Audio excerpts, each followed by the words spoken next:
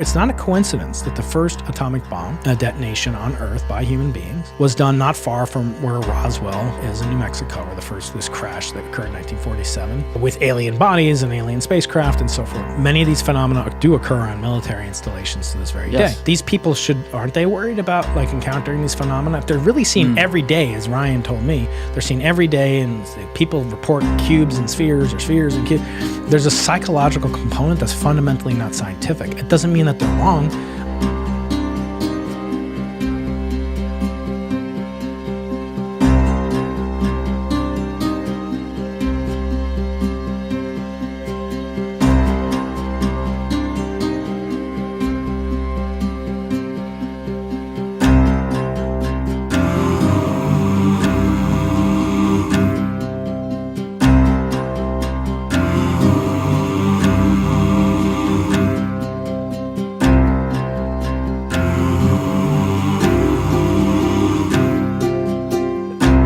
Keating, you made it to New Jersey. Thank you for coming out here, sir. First time here in a while. It's good to be back. Good to be back on the East Coast as a New Yorker. It's always a little bit of a danger going to New Jersey, but for you, I brave it, my friend.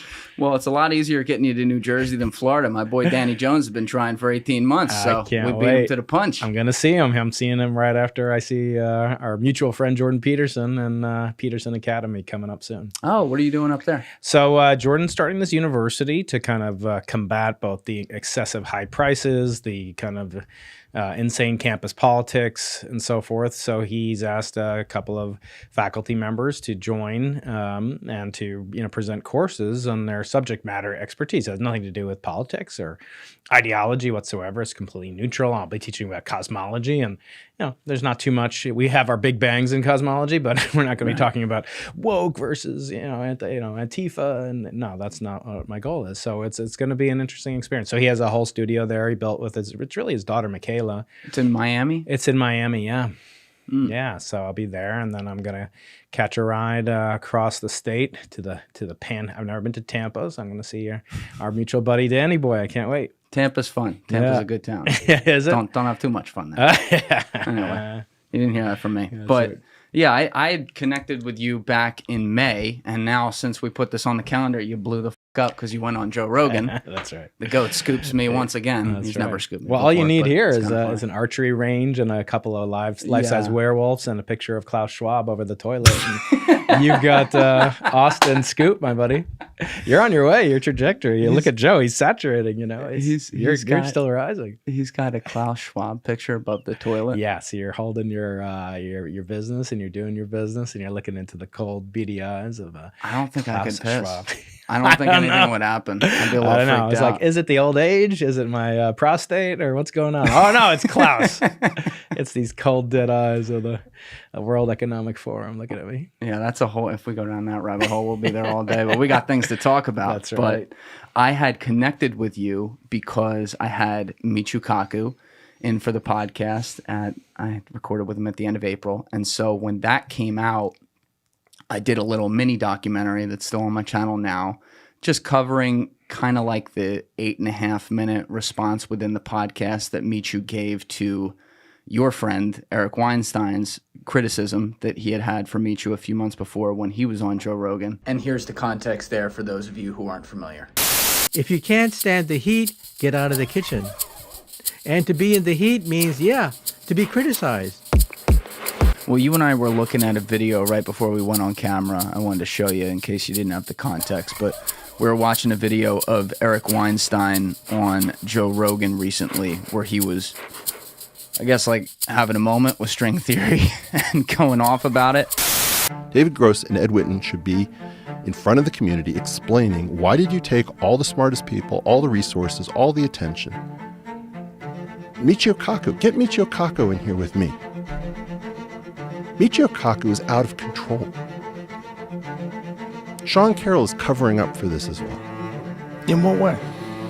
They are too kind. Brian Greene. Like, I had this interchange with Brian Greene where I said, we're not being honest about the failure of string theory. And Brian was like, oh, well, maybe we were a little bit exuberant. And I blurt out, Institute for Arts and Ideas, I blurt out, that's like saying Milai. My was irrational exuberance. No, you put a lot of people's careers in the shredder. And for people that aren't familiar with that, I'll let you explain the details. But we'd gone back and forth, and I felt like, first of all, it would be really cool to see Eric and Michio in a room, and I hope if that happens, it's you who does it. That would be really, really cool. But the core of that argument was over, of course, string theory, which Eric has presented his own theory, geometric unity, and string theory is obviously heavily debated within the science world because it hasn't been proven.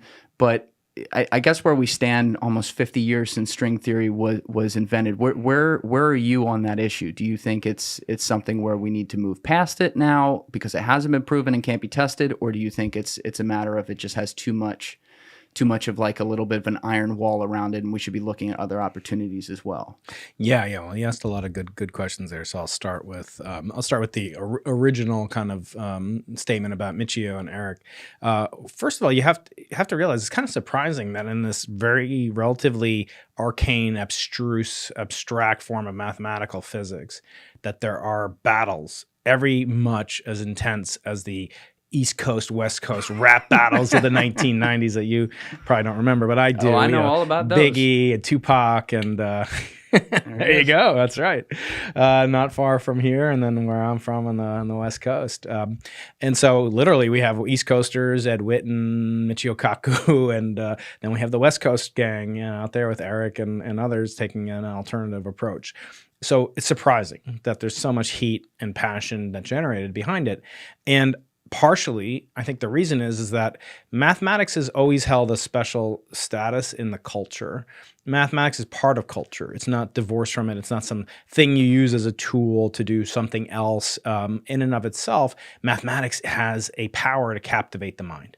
And I think mathematicians and so forth are some of the most respected people in the world for their brilliance, for their intellect. And so it's a very different subject from almost any other subject in that things in math are not necessarily real. In fact, I interviewed a young, she has a PhD in math, but she's not a professor, named Eugenia Chang, and she has a book called Is Math Real? Basically, does math exist? So I always say, can you give me a triangle? No, but you can think about a triangle. Can you give me a complex number? No, but we can think about a complex number. Can you even give me infinity? No, but you can think about infinity in ways that computers can't even do it. So there are these things that are purely products of the human mind. And I think the pinnacle of the human mind is mathematics. And it is the basis of all the physics and so forth that I do. Now, I'm an experimentalist. I build instrumentation. My goal is to see not if these people are right, but to prove them wrong. My job is to be the exterminator of their theories. There's no such thing as a proof in physics. Hey guys, for the month of October, 72%, just under, it was about 71.6% of our viewers were not subscribed. If you could take 2 seconds, less than 2 seconds, really like 1 second, and smash that subscribe button as well as that notifications bell, we're going to have a better number there. We'll be able to get into the algorithm more and continue to get great guests and even better guests as we move forward. We got some awesome people coming up throughout the rest of December and January, including a return from a fan favorite, Matt Cox, as well as Joe Tedeye and Matt LaCroix, and a lot of new people as well who you're going to love. So hit that subscribe button, smash that notifications bell as well, and enjoy the rest of the show. Thank you. So you mentioned like because we don't have proof or we can't be proven. Nothing in physics can be proven. We can't prove there was a Big Bang. I can't prove there's not a purple unicorn on Uranus. I mean, there's no way to falsify every statement that you could make about physics. It doesn't make it scientifically accurate. But mathematics, you can. So in other words, you can determine what is property of mathematical purview. In other words, what is kosher, what is acceptable, what is part of the project of mathematics, because it can be proven or falsified. We may not be able to do it. It took famously 300 years between Fermat, coming up with this last theorem where he put it in the margins of a little paperback that he was reading at the time before it was proven by Andrew Wiles, not far from here in Princeton, New Jersey. And so you think about things that can be proven, it gives physicists a little bit of envy because we can't prove anything in physics. I was going to say, you don't really have it. It seems to me like even when you look at some of the core tenets, like people will talk about gravity. Well, that'll probably never be disproven. Do we know that, though? You know what I mean? Yeah. Because think about how short human history's even been to this point and how much is out there that we have no clue about. Like gravity for all intents and purposes, could be in an entirely different, like, I'm going to make up a term here, but like dimensional wavelength than we understand it, no? Yeah, I'm not, we don't talk about dimensional wavelengths, but we will talk about kind of an analogy. Imagine you put every theory that every physicist has ever had onto a ping pong ball, and you put it into a big 55-gallon oil drum, okay? And you just pull them out. 99 out of every 100 of those ping pong balls would have a theory that was proven to be wrong, provisional, incorrect. And I think now it's no different. Maybe it's even worse because it's never been easier to theory is like software. You know, it's easy to generate a lot of software and say, I'm going to go back. It's called technical debt. I'm going to go back and fix up these lines in the code. I'm going to document. Famously, I don't know if you ever wrote computer code. I'm terrible at this. Never did. I love to write it. Super fun. But you're supposed to document what you're doing so that somebody else can come and do, some post-mortem analysis on why you have this bug that led to, $10 billion of Alameda coin to drop to zero or whatever, right? So you should document it. I never do it. So that's technical debt. I'm going to go back and do it. So it's easy to produce it and forget to do the documentation, to do the technical debt that you're supposed to do. But experiments, it's not easy to make an experiment. I'm part of the leadership of a $100 million project in Chile called the Simons Observatory that's taken almost 8 years to come to fruition to get its first photon from the universe. And it's not even a photon from the Big Bang. It's a photon from the planet Mars. It's nothing that you would write home about. But that's how long it's taken, 380 people, 7 years working on. So you never do it's not easy to produce experiments. It's very hard. That's why every experiment, in my opinion, should be decisive. It should have a clear-cut goal on what it's going to do. Because we never know. We serve if we were living in Ukraine right now, we're living in Israel or Gaza, like we wouldn't be doing physics. I wouldn't be doing, my colleagues wouldn't be doing physics right now. We'd be scared for our lives, trying to figure out how to survive. The other thing we'd be doing is, probably working on a military, project somewhere. A physicist would be working on some military camp. And this is true throughout history. Physicists have always worked hand in hand, or astronomers with the military. And so what's been really interesting to me is to see that we only get to do this. We serve at the pleasure of peaceful circumstances. We do some of the most esoteric, as I said, arcane, abstruse things that you can do that actually serve no purpose. Like what I'm doing, $100 million. You could put that to cancer research. You could put that to, whatever you're saying.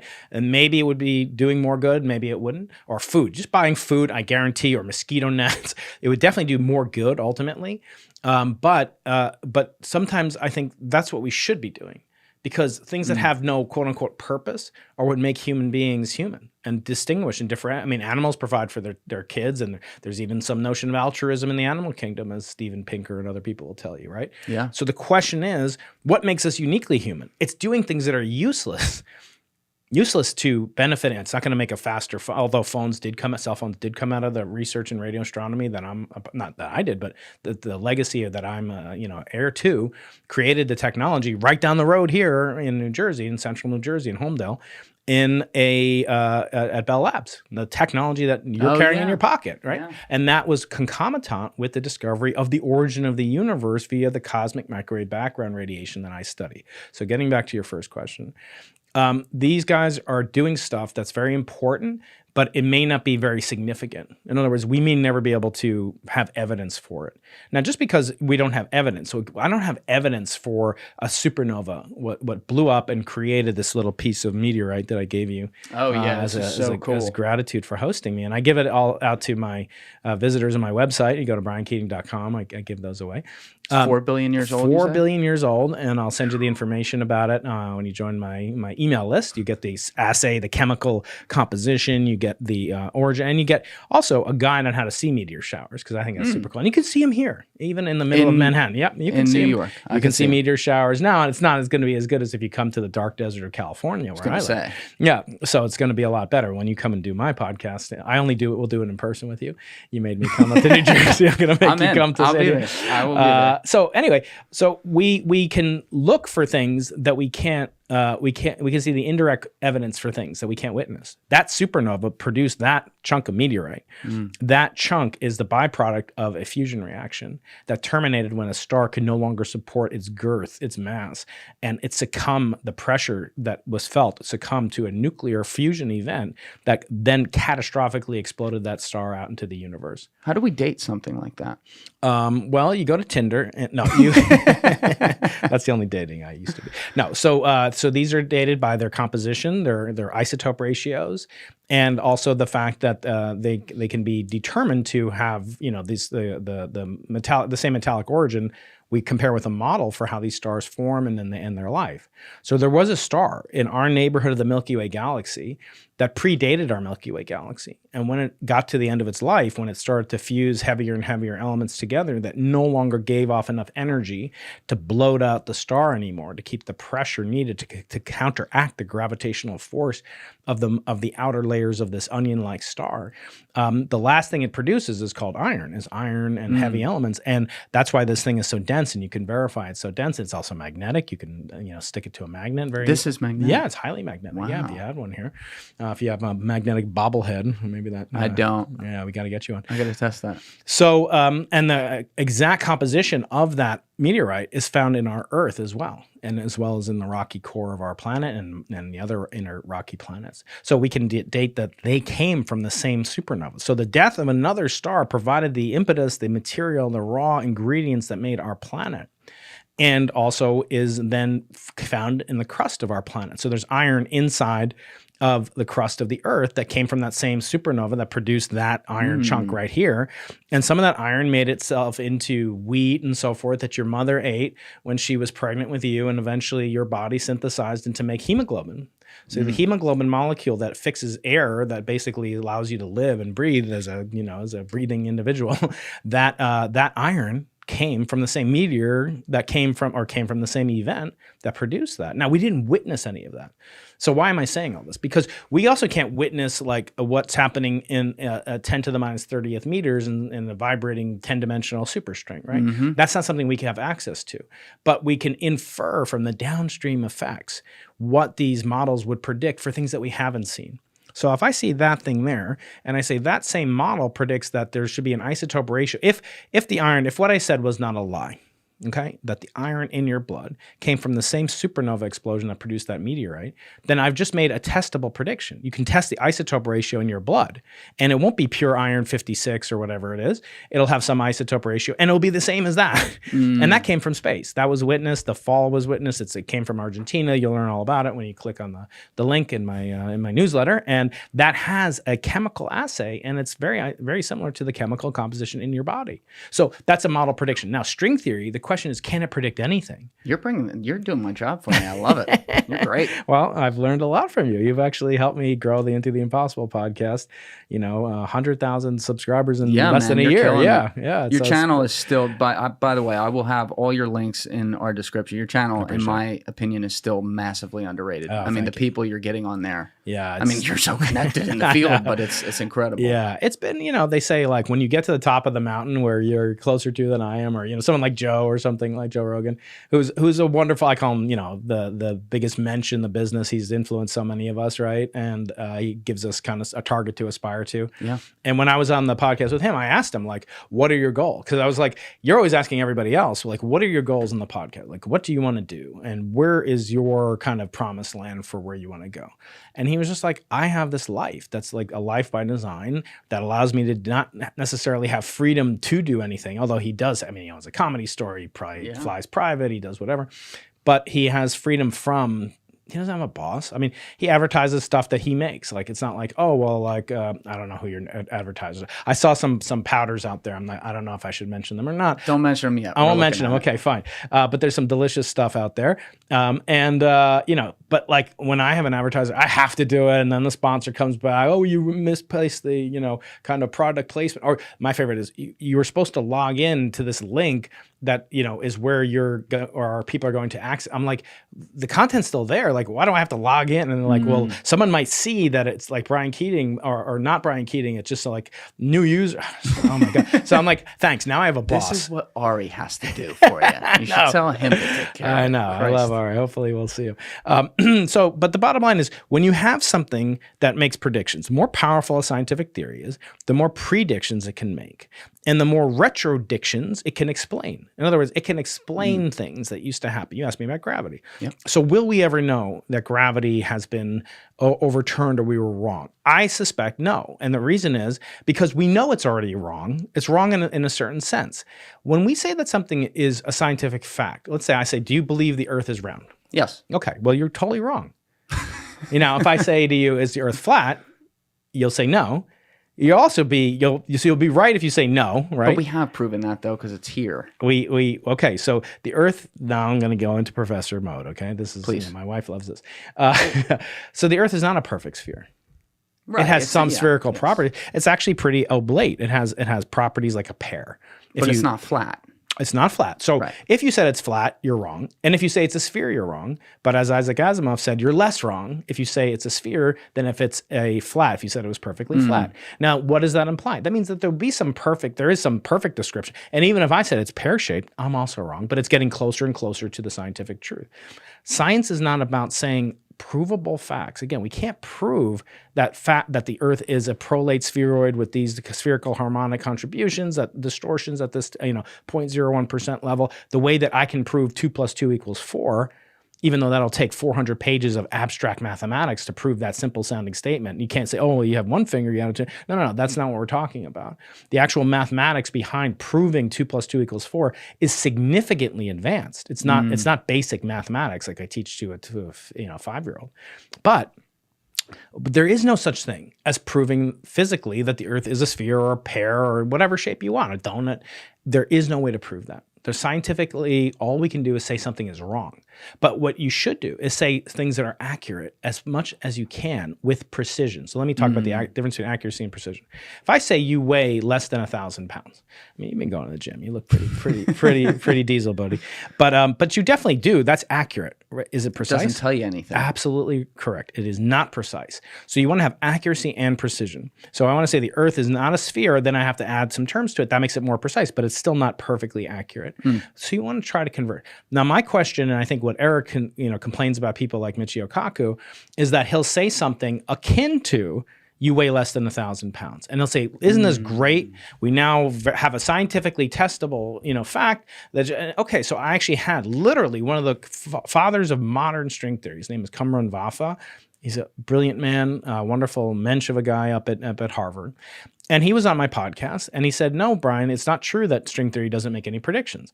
He basically said, no, string theory predicts the mass of the electron. And I was like, I didn't know that. That's kind of news to me. What is it? What's the prediction? First of all, it's not a prediction. It's a we already have the measurement. So now he's saying, where does it come from purely mathematically within the confines of the limitations of string theory? He said, yes, we have limits on it. I said, obviously, you're not going to say it's exactly 10 to the minus 28 with 65 decimal places behind the 28. No.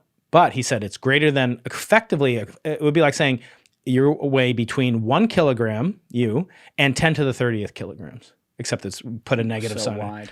Yeah. But look, what could those numbers be, Julian? What could possibly be? Pick a number.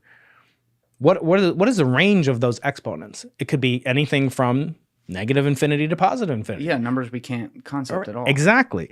But not only that we can't concept. So actually, it's a very accurate thing within the broad range of all it could be from negative infinity to positive infinity, right? Yeah, so it's actually very accurate. Right. It's just like me saying, like, you between 0 pounds and infinity pounds. Okay, so I put 1,000 kilograms rather. That's very accurate compared to what that could be the space. So that's why I think people like Eric and people like me, to be honest, I won't speak for Eric, but for me, get frustrated because when we hear other theorists talk about this, I get very upset because I think that their job is very envious. They get to literally think. They don't necessarily have to travel to Chile and deal with dumping concrete in the wrong place and getting electricity. You think it was hard to set up this beautiful studio? Imagine doing that 17,000 feet, wearing a hard hat, oxygen mask, steel-toed boots, wearing a life-saving vest in case you fall over and die, getting checked for all sorts of high-altitude sickness and diseases, having to pass a physical exam. Versus sitting in your office. Yeah, sitting in your office and, living the life of the mind. Now, when you ask those people, when I ask Sabina Hassenfelder or I ask Stephen Wolfram, and I say, well, what do you think about Eric's theory, or what do you think about Stephen's theory to Sabina Haas and Philip? And they'll say, oh, I don't have time. You don't have time. Like, what else are you working on? I mean, she's got a thriving YouTube channel, and she's that's great. That's her job now, and she is doing research, and she's to be commended for it. But she's not a professor. She's not doing, and neither is Stephen Wolfram.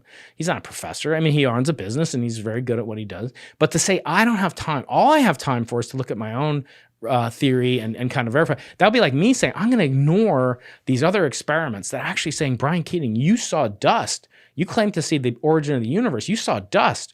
You're a fraud. You're a charlatan. You're a good.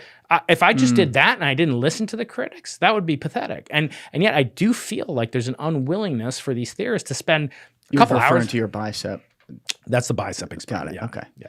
Yeah, but do you think part of that, and by the way, I don't agree with this, but do you think part of that is a little bit of that ivory tower of, well, the guy you're talking about with Eric Weinstein he's a mathematician. He's not even a physicist. So they don't want to, quote unquote, waste their time with it. They know. You don't think that's it? No, Eric's a dominant, force in the intellectual sphere.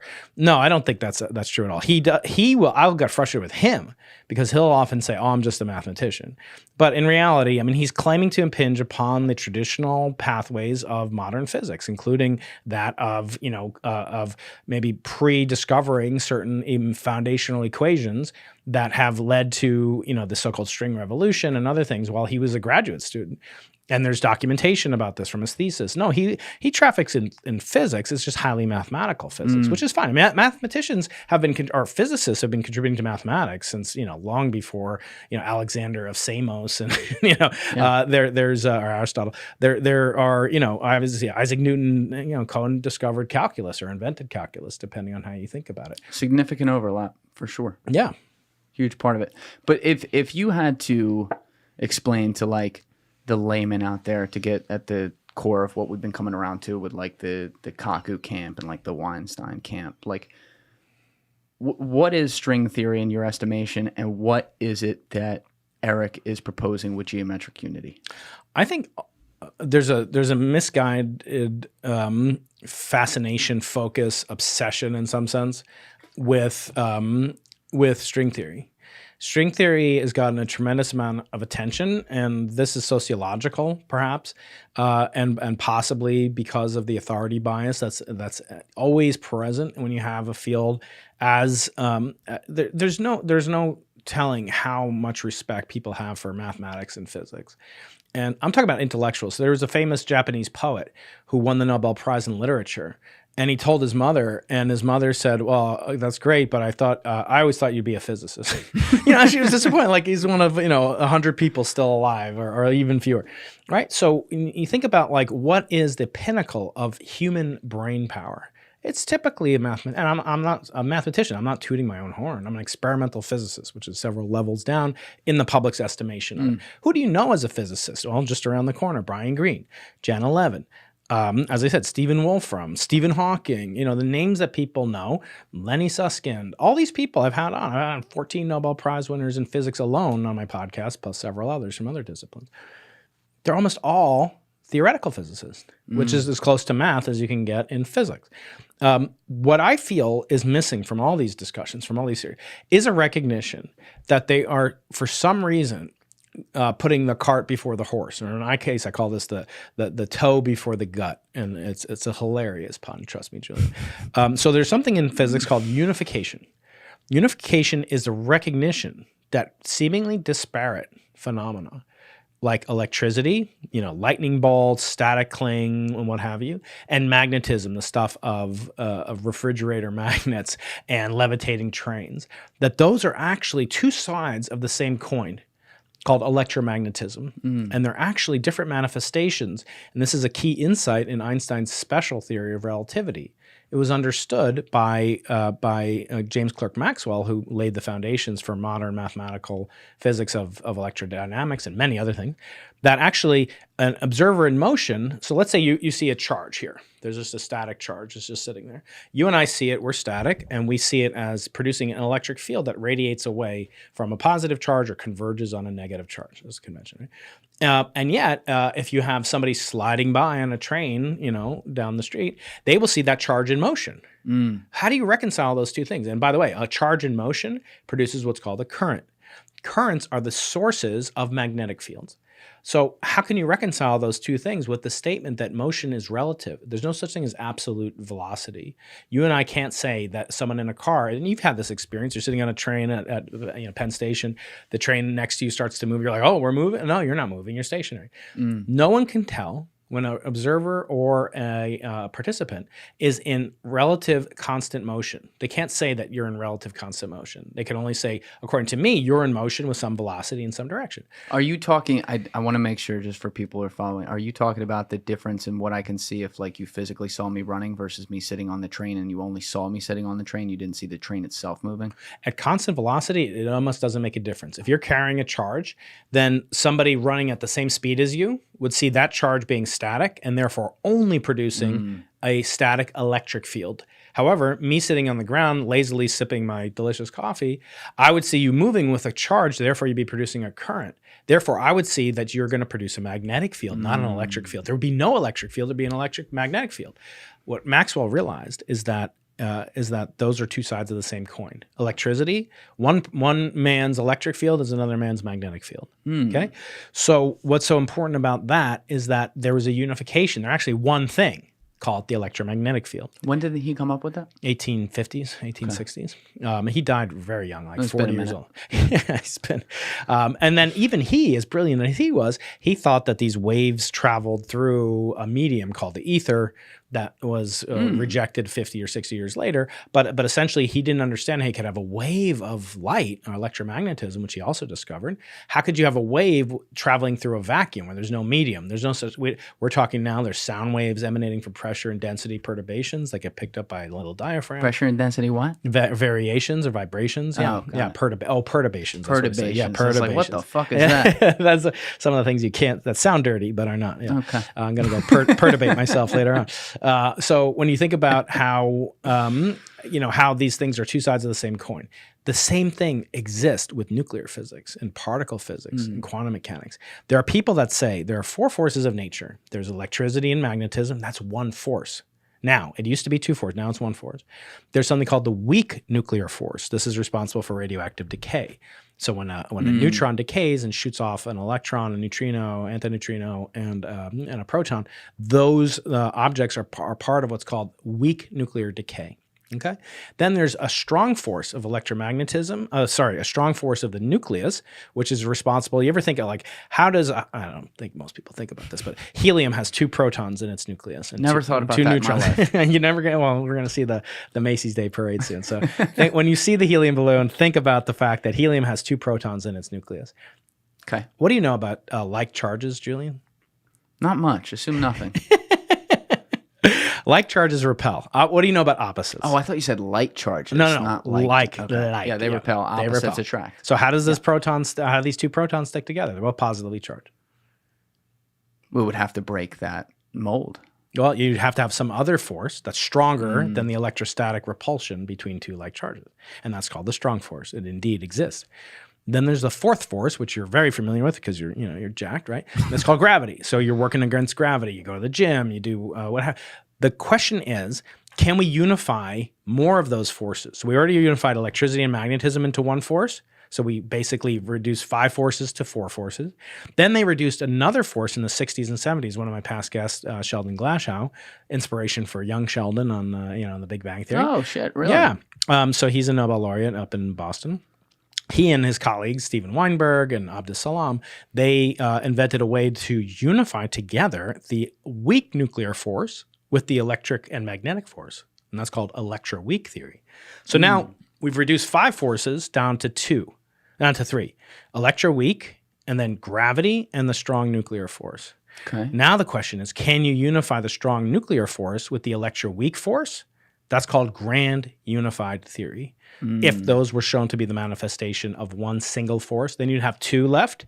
Guess what we'd want to do next? Unify a strong plus electroweak with gravity. That's called the theory of everything. That, in some sense, is the unification that Eric attempts to achieve and that string theory attempts to achieve. So they're trying to achieve the ultimate unification. But wait, there's a problem. It would be like we built the second and third floor of this penthouse apartment here, but we never built the basement or the first floor. In other words, we have not yet come to an agreement or any testable theory for what's called grand unification, abbreviation GUT. So I always joke, back to my hilarious joke. Yeah, the toe before the They're gut. putting the toe before the gut. And I do that on a scale because I can't look down. But but if you look at these phenomena, why is there an obsession with this? And I think it's because of what your past guest, Michio, said. If you could get this equation, perhaps 1 inch long, I'm going to try to channel Michio. Perhaps 1 inch long. It could take you to the top. You would then have known and knowledge of the mind of God. Yes. That's why he calls it that. But wait a second. How can you know the mind of God if you don't know his like pecs and his cranium? Because you don't have the gut. You don't have the gut, Michio. So why are you doing that? Why? Because what did he say inspired him the most? On this very chair, in this very type of studio when you were down. He said Einstein. He said when he died, he noted that Einstein had on his desk a piece of paper and he was working so hard, and it was to come up with this theory of everything. It's not really what he was doing. He certainly wasn't doing string theory. That's what he was referring to it as. Yeah. More than anything. Yeah. I mean, it was his holy grail, his promised land. And Michio wanted to not take over. Well, we don't have a grand unified theory. If Michio had come up as an age, whatever he was when Einstein died, I want to be a theoretical physicist and understand how to unify together the strong nuclear force with the electromagnetic force, he would have won probably multiple Nobel Prizes and also did what Einstein didn't do. But because of this allure of being the next Einstein and so forth, people like him and others have built up people like Ed Witten into these superhuman intellects that almost too much is invested in for it to not be right. And there's no evidence for it. That was the guy that Eric was in that same sit down with Joe Rogan when he talked about Michio. Witten was the guy who he was like, I am so intimidated by this man. He's so smart or whatever. But he hasn't. He's Voldemort. He's another guy who's smack in the middle of defending string theory.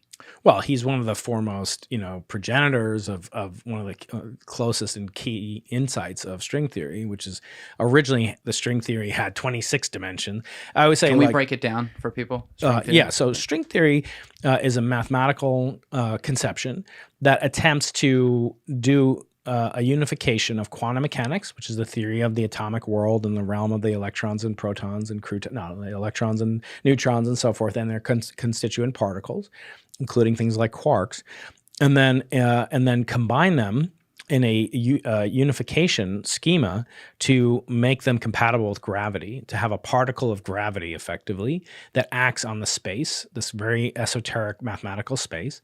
And for technical reasons, you can't do it in the ordinary world of three-dimensional space that you and I love and enjoy, combined with time. So time plus space is called space-time.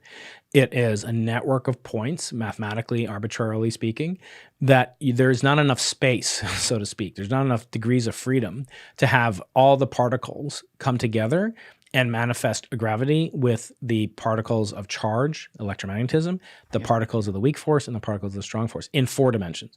So they go below it. They go a layer. They go above it. They say actually the space in which things are happening is not we see 4-dimensional space, just like we don't see the effects of protons, neutrons, and electrons. Okay, yeah. Continue. But we will see the macroscopic manifestation of particles. We see their collective behavior. We can't see their individual behavior. They will say you can't even see the individual behavior of the dimensions because they're so much smaller. Their size scales in which they operate are so far removed from our observability. That's what I was talking about. Go lower with the size. Yeah, exactly. Right. Yeah. So you're effectively talking about what are different schemes called compactification and so forth. So you have more than the 4 dimensions. Now the question is it 5 dimensions?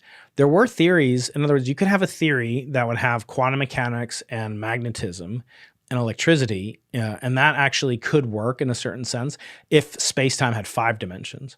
So if you added one more dimension, it's you'd have like an electromagnetic dimension, and you can almost see this with things like there are birds, or here's a good thing, like there's three properties to light. Like we're in this room, there's a certain color of light, there's a certain intensity of light, and there's something called polarization, which is the least familiar property of light, which is how the waves of electricity and magnetism are marching up and down, left and right, or not at all. Okay. Yeah, I never thought about that building this. Yeah, thought about the first two.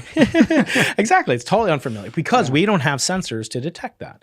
Bees do, and there's certain crystals that can have this sense, and birds do. So they can navigate. There's certain navigational properties that nature has embodied them to evolve to have, such that they can navigate using the not just the color and intensity of the sun, but actually when the sun is down, they'll be able to navigate based on the polarization of the light waves. But anyway, if you add another dimension, our eyes to our eyes capability, and actually then we could see this phenomena, it would be like, we're adding an extra dimension to space-time. So we'd have super, what do they call that? Extrasensory perception, sixth sense.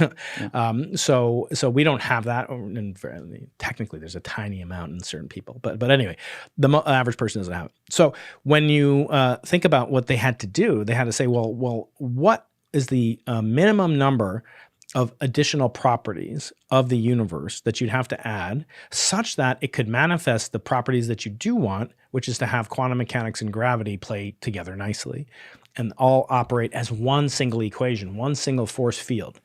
And that was found to be originally 26. You need 26 different dimensions of space, and then these abstract spaces that we can't, by definition, access because we exist in 3 dimensions. And even particles of light only travel in 3 dimensions of space and 1 in time. So you'd have to have some other way to access these dimensions.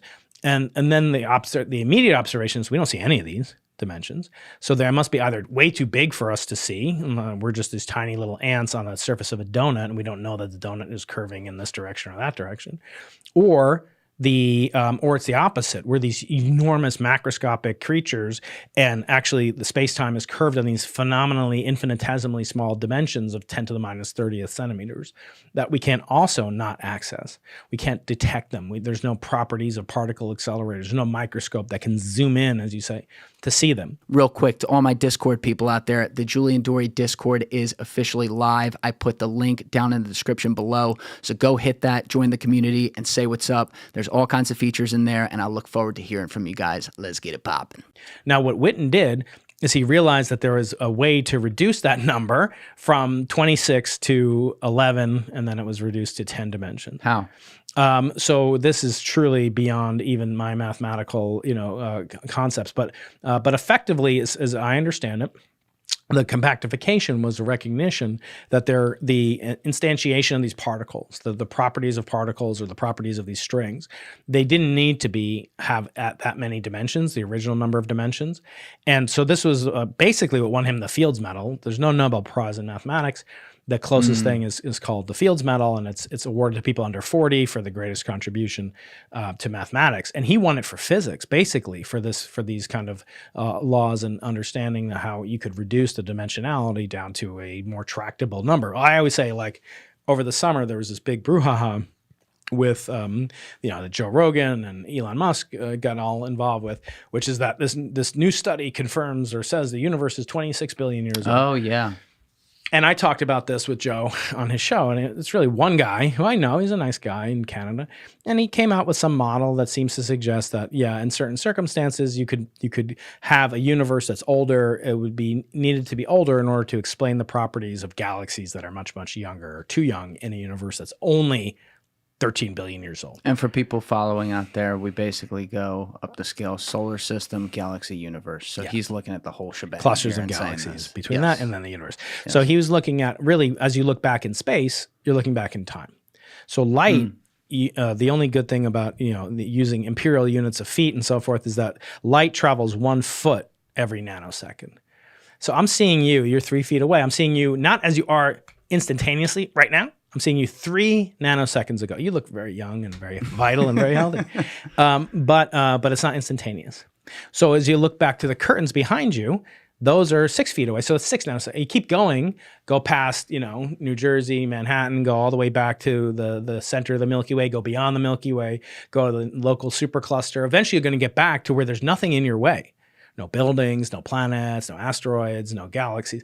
And there you're seeing back to when the earliest galaxies themselves are being formed, if they exist. And what this Rajendra Gupta at University of Ottawa said was, well, based on my calculations, one person's calculations, bolstered by, he didn't make any errors or blunders, but he sort of came to the conclusion that the universe had to be much older. We'll talk about that later because that is a proper controversy that we can discuss.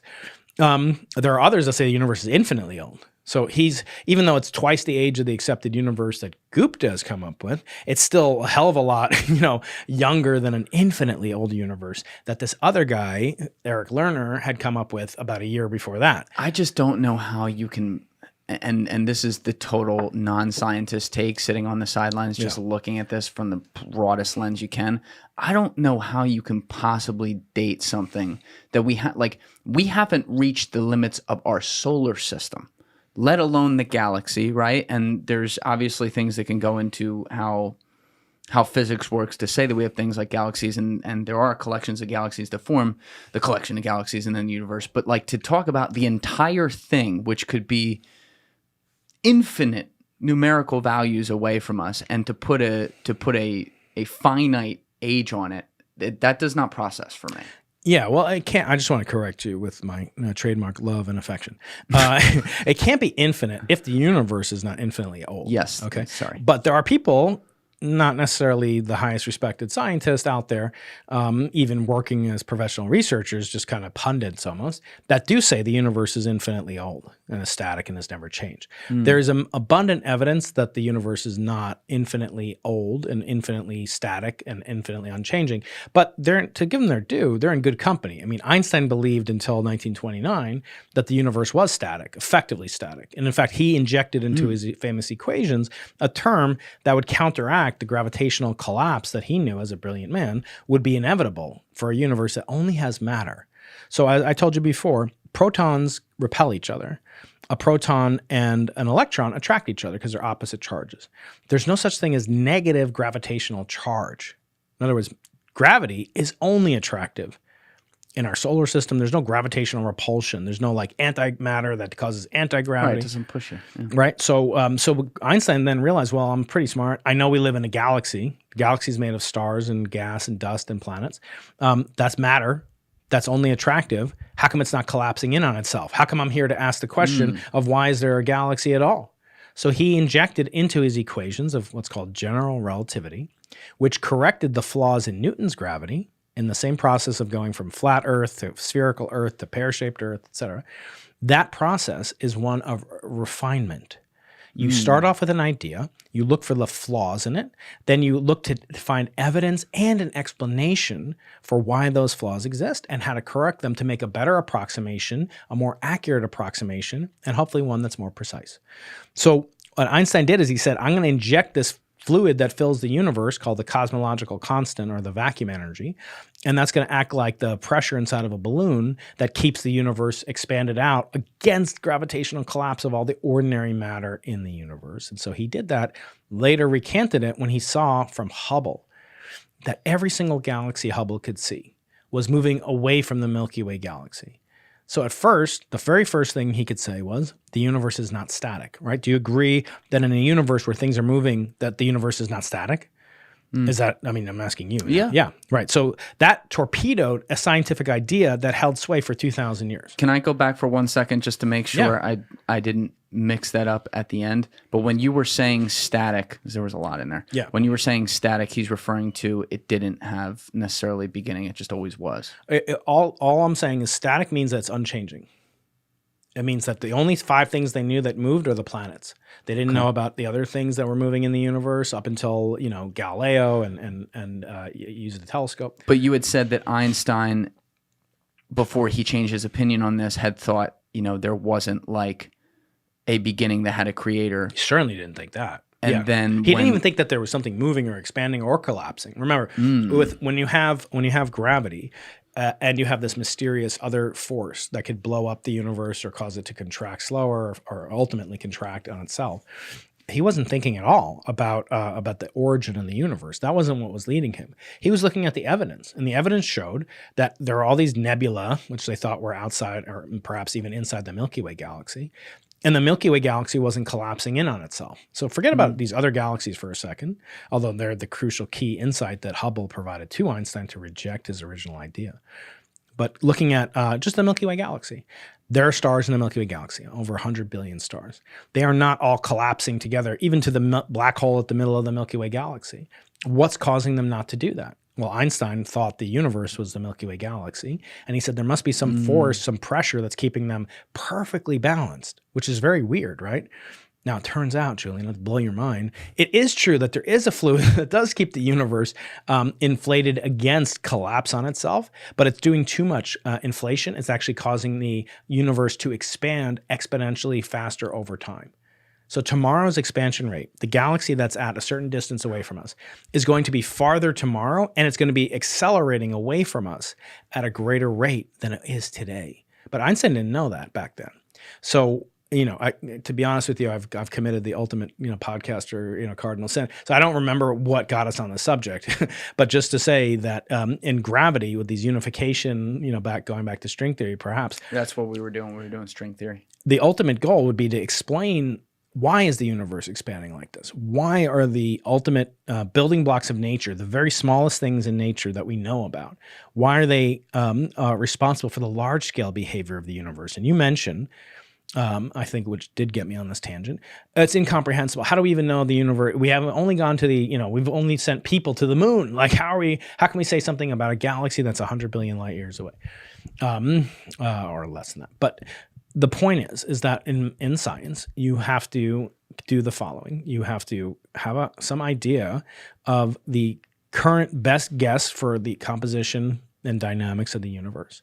And then you have to ask a question. What is it about the universe that I can predict will happen tomorrow based on the evidence today? And then using that same inductive framework, yesterday, if I was a scientist yesterday, knowing what I knew only yesterday and not today, what would I have predicted about the universe today? And then you keep iterating that process backwards to the past, into the future, and you ask, do I reach a terminus? Do I reach a point in which there is no way to go back further in time to the past or to the future? Which would point to creation. A Big Bang, or an origin of time, or a collapse of a previous universe into the raw constituents of our current universe. And all these models have had ideas from antiquity to today. I mean, I was reading about an Egyptian cosmology from the year 1000 BCE.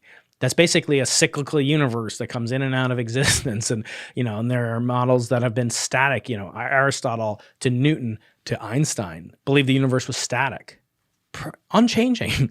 And then the question is, given the evidence that you have today, can you falsify any of those narratives? Yes, we can falsify many, many hundreds of thousands of cosmogonies, origins, genesises of the universe, models for it. And what's left is a small handful. But we can't do that with string theory. We can't really say, well, based on the evidence, this is incompatible with string theory and it's compatible with geometric unity. So that when I do what I do, my job is to, again, not prove these brilliant men and women right. It's to hopefully falsify as many of them as possible. So I ask Eric all the time. He comes and visits, he gives lectures. I go see him. Stephen Wolfram and I talk frequently. We're going to talk again soon. I'd love to talk with that guy. He's a brilliant guy. Yeah, he's up in Massachusetts. We'll see. He's kind of a night owl, so it might be like midnight on a Tuesday. Love it. We'll get some liquor flowing, do the whole deal. So my job is to always hector these people and say to them, what is it that I can turn my $100 million plus $100 million plus Simons Observatory on? What can you sick the dogs of experimental physics on to get out the falsification, the disproof of what you're saying? Because they're good scientists. So they'll say, well, I predict that there's, so Eric's theory has some unique predictions. One is that it has 2 dimensions of time. Not just one dimension. How does that work? So this is a reason, for you to chat with him at some point. But the manifestation of 2 dimensions in time allows for is an additional dimension in the same way that Witten's 10 dimensions are additional dimensions of space. So you should no more ask why 2 dimensions of time than why are there only 3 dimensions of space? And why aren't there? Why can't you move back? Why aren't there 2 dimensions of time right now? In other words, why is it possible that there couldn't be so-called what are called closed loops that you would, in certain trajectories, you could make an excursion in time. And there were people that believed this about the standard model, way before Eric, that proposed multidimensional time. He's not the first person to propose it. And that time property has to have different behaviors, the second dimension of time, that then dovetail with the ordinary behavior of our current arrow of time. And that would imply also, and am I incorrect in saying that would imply you could manipulate the motion of time? I'm not sure exactly how. It would be, certainly that you could perhaps make excursions. I say you could take paths and there are trajectories that a person or an entity or particle could have. Again, we're not talking about people. These could be very compactified as well. So then the question is, well, how could you verify or validate that? How could you validate that there's only 3 dimensions of space? How can you validate that gravity travels at the same speed as ordinary time or ordinary light does? And so these are questions that I ask them, and only in certain theories will you get an answer. And it turns out Eric's theory makes other predictions that are a little bit more testable than these compactified dimensions. The particle inventory of how many particles there are in the universe is a measurable quantity. In other words, we don't know all the particles that could possibly exist. So how's it measurable if we don't know? Because they have other properties in addition to like their names or whatever we call them, for example. They have intrinsic properties called spin, mass, and charge. But couldn't there be particles far beyond what we can visibly understand that we wouldn't even know how they would exist because we don't understand how that would work? Well, at a certain level, you could always say that because you could say, but I could also say, couldn't there be God or couldn't there be a poltergeist or couldn't there, Yes. couldn't there be? Absolutely. But then the question is, well, how come, and I always ask it, like, how come these poltergeists and near-death experiences and so, how come they don't manifest themselves with an interaction with the ordinary world, or they only do for certain people, right? So these particles, let's call it a poltergeist particle in Eric's theory, right? So this poltergeist particle does have an interaction in his theory, or will have a manifestation, even though it may not exist to this day. It may have decayed away, it may no longer exist, but because his theory makes definitive predictions about the inventory of these particles, which again, every particle is fungible, right? Like one electron is as good as any other electron. If it has the same properties, it has a spin, an angular momentum, a charge, and a mass. You can swap one out for the other. You'll never, if I swapped every electron in your body out with another electron, or here's another symmetry. If I swapped every proton, neutron, and electron in your body out with its antimatter equivalent, I wouldn't exist because you'd annihilate everything in this room, but you could exist. I mean, there could be completely antimatter versions of this. We've even seen that gravity affects antimatter identical to the way it affects ordinary matter.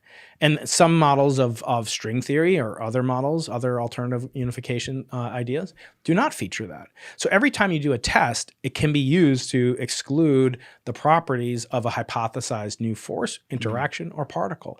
And that's where it's valuable to be the, Roosevelt's man in the arena that's actually making predictions. And that's why I get so flummoxed and frustrated and upset when you hear theorists who are a lot closer to it than Brian Keating is. They say, I don't have time to look at your theory. Yes. What else are you doing?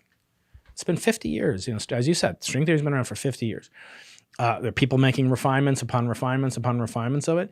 Why not spend some of your time dedicated to either what particle physicists could do, what experimental cosmologists could do? And if you say there's no way to test this, then that's a you problem, right? I mean, it's not up to me to think about ways that I could be able to test geometric unity.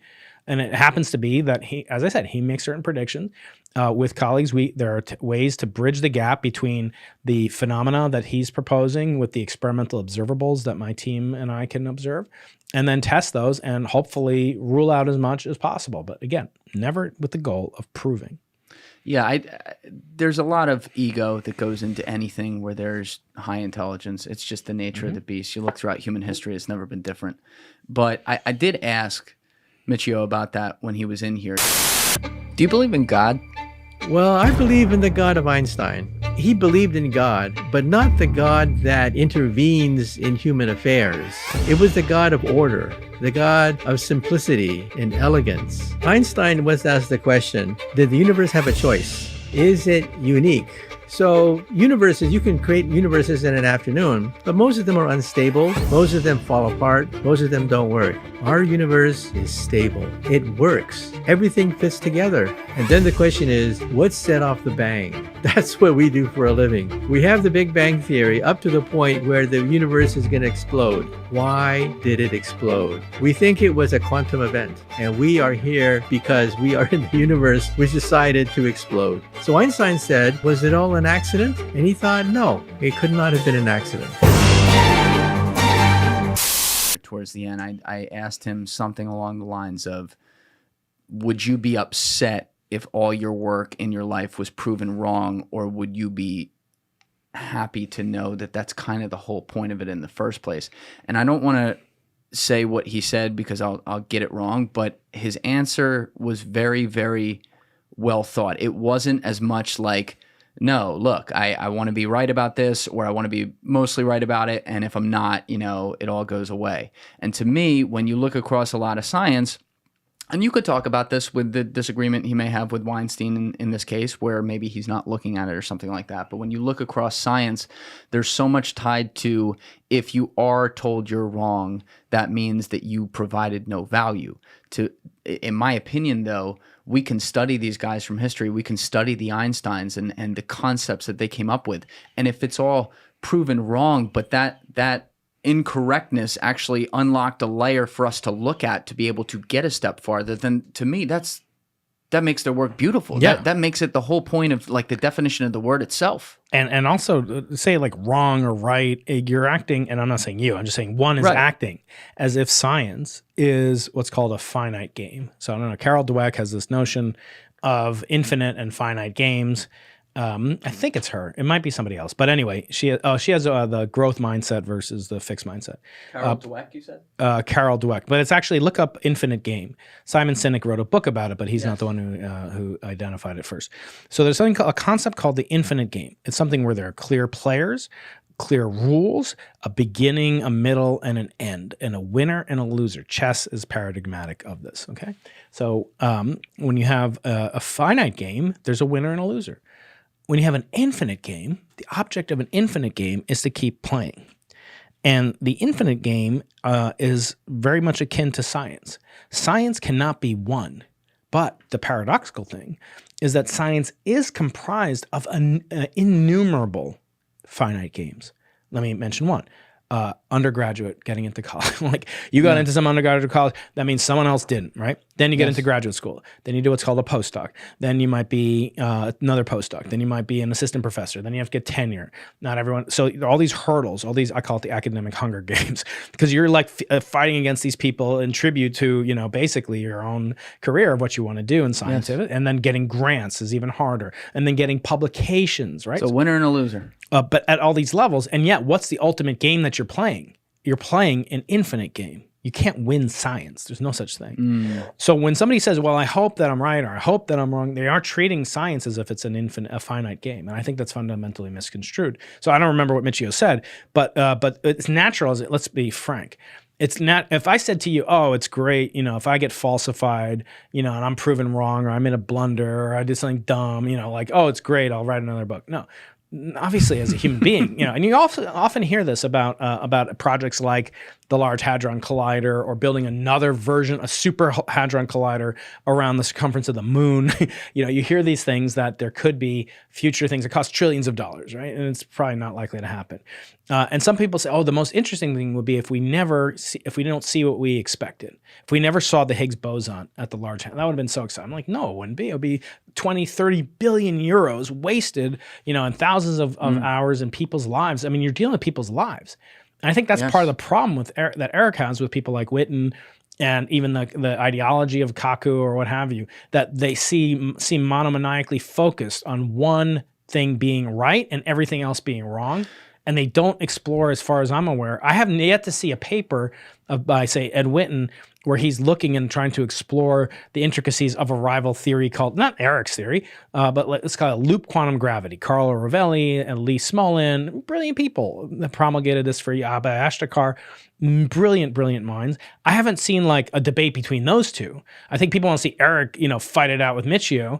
Although I wasn't clear from the interview if Michio had any idea who Eric was. So the full story there is actually a little bit funny. Yeah. So I'm not a gotcha guy. I know. Yeah. Right? I don't do the whole you're walking into a buzzsaw here and I'm going to hit sure? you. No, not at all. Not at all. That's not my job. You want to go to like CBS or ABC or Fox News or CNN, go do that. But when he came in and we were setting up the studio and everything, I didn't really think about it. I just casually asked him, "Oh, did you see?" Because it was kind of funny. Like, right. Let's be honest. Yeah. Like Eric Weinstein is Michio Kaku. He is out of control. He is involuntarily funny as fuck. I think he knows what he's doing. And so the way he said it, he's just sitting there, and sometimes I feel like he's having especially when he's on with Joe, like he's just having a conversation with himself, and Joe's just like, okay, like I don't know, but he's sitting there, and out of nowhere, he's like, Michio Kaku, get Michio Kaku in here with me. Michio Kaku's out of control, and he's like staring at Joe, and Joe's like, why? He's like, he's doing this, he's doing that, and so I said to Michio, I said, what did you think of that? Do you think there's valid criticism or whatever? And he looks me dead in the eyes, and he goes, who said this? And I go, Eric Weinstein. He was talking about this on Joe Rogan. You've been on Joe Rogan before, right? And he goes, yes, but who is this person? And I'm like, Eric Weinstein, the mathematician. Do you think he was like belittling Eric? Not at all. Anyway? I want to be. I want to be so. He just has no idea. I want to be so clear. But isn't that a problem, Julian? Isn't that a problem that you don't know who your chief? I'm not saying you have to respond to every troll or whatever, or do everything, but that you don't know who they are necessarily, and that bespeaks again.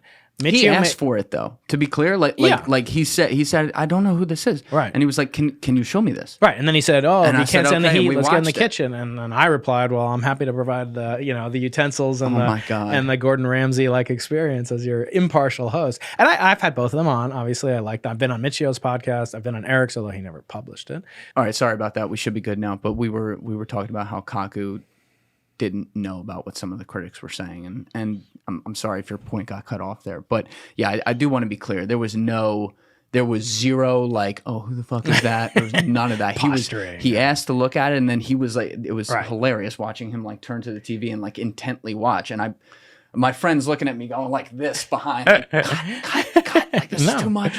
But he watched it for like 90 seconds, and he's like, well, I'd have to look at the theory. But he's like, if you can't take heat, don't come in kitchen. And I was like, oh my God. Fucking hilarious. When he was when I think when he was saying that, it did seem like, well, maybe he'd be open to it, maybe he wouldn't. But look at it. There's a famous quote, I think, from Richard Dawkins. And you say, "There's somebody who wants to debate you, Professor Keating or Professor Dawkins. You're wrong about evolution." He goes, "I can see how that would look really good on your CV." I can see how it looked really bad on my CV, right? Yeah. So there's this sort of risk aversion for people, that have gotten to the level of a Witten, Fields medalist. Is he going to talk to Brian Keating? I mean, he's turned down my many requests to talk, right? Witten has? Yeah. But he doesn't really talk on stuff, right? No, I mean, he'll go on. He talked with that one guy. I forget his name. Yeah, he's talked with Graham Farmelo, is a friend I've had him on. And that's fine. He's moved away. I mean, he's been getting into more esoteric, actually related to astrophysics rather than, string theory and stuff like that in recent years. But again, if you look at their publication records and you say, well, like, what are these theorists doing? How many papers are they putting out? How many students are they advising? Or how many conferences are they going to speak at? Do they truly not have time to look at? I mean, there's only like 2 or 3 theories that have come up that are, plausible challengers. And I've had them on, and I also hold them to account. Carlo Rovelli, look, this result from, these quasars at a distance of, 1 billion light years, they seem to be inconsistent with the discretization of loop quantum gravity. What do you have to say about that? Oh, that's a good idea, But like, I'm sure that he knows. I'm sure Carlo and Eric and Garrett Lisi and Stephen Wolfram are more than familiar with string theory. And the question I always have is, why isn't the converse true? Why don't these other people have an understanding or the limitations of just some of the basics? And Eric points these out all the time. Why are there, 3 generations of fermions? Why are there, the no spin 3/2 particles? And so there are lacunae, flaws in string theory. Everybody knows There's that. what flaws? Lacunae or gaps. There are gaps in the education. All these science terms, man. You're trying to throw them right above me. I'm from Jersey. You gotta go slower. Okay, well, what they call the Holland Tunnel, right? $20 is a cheap price to get out of New Jersey. I kid because I love. I think the origin of the universe was discovered here in New Jersey, this is where right? Edison was. That's right. He might have stole some tech. Was Tesla here? Tesla was here. Yeah. That's the guy he might have stole from. Yeah, it could be, right? We got both of them. So they were rivals, right? Yeah, So we're you see good. this. You see Don't these worry ego. about it. Now that's in the thing where there's not only intellectual stakes and bounties, right? There's tremendous financial bounties, right? And that as well as ego and so forth. So when you look at the landscape of it, I always want to just ask. Here's a rubric. Here's a checklist. If I'm talking to my students, I ask them, here's what you have to do to get like you have to do a certain amount of homework. You have to participate in class. You have to do discussion sections if you want to get extra. So there's a whole list of things that they have to do. For string theory, what would it have to do? What phenomena would it have to explain? And the beauty is that all these things have the same job. They all are trying to explain the fundamental linkage of gravity with the other forces of nature. But again, you don't see these people. So let's say that they can't attest to string theory. There's no way that you can prove or disprove string theory other than getting 30 orders magnitude, range in the mass of the electron, say, as Cameron Buffett told me. Let's say you can't do that. Why aren't the same people working on a grand unified theory, which you can test? You could test it with the Large Hadron Collider. In other words, there are ways to test. How would that work? Well, there are certain, how deep do you want to get into like how particle colliders work and so forth?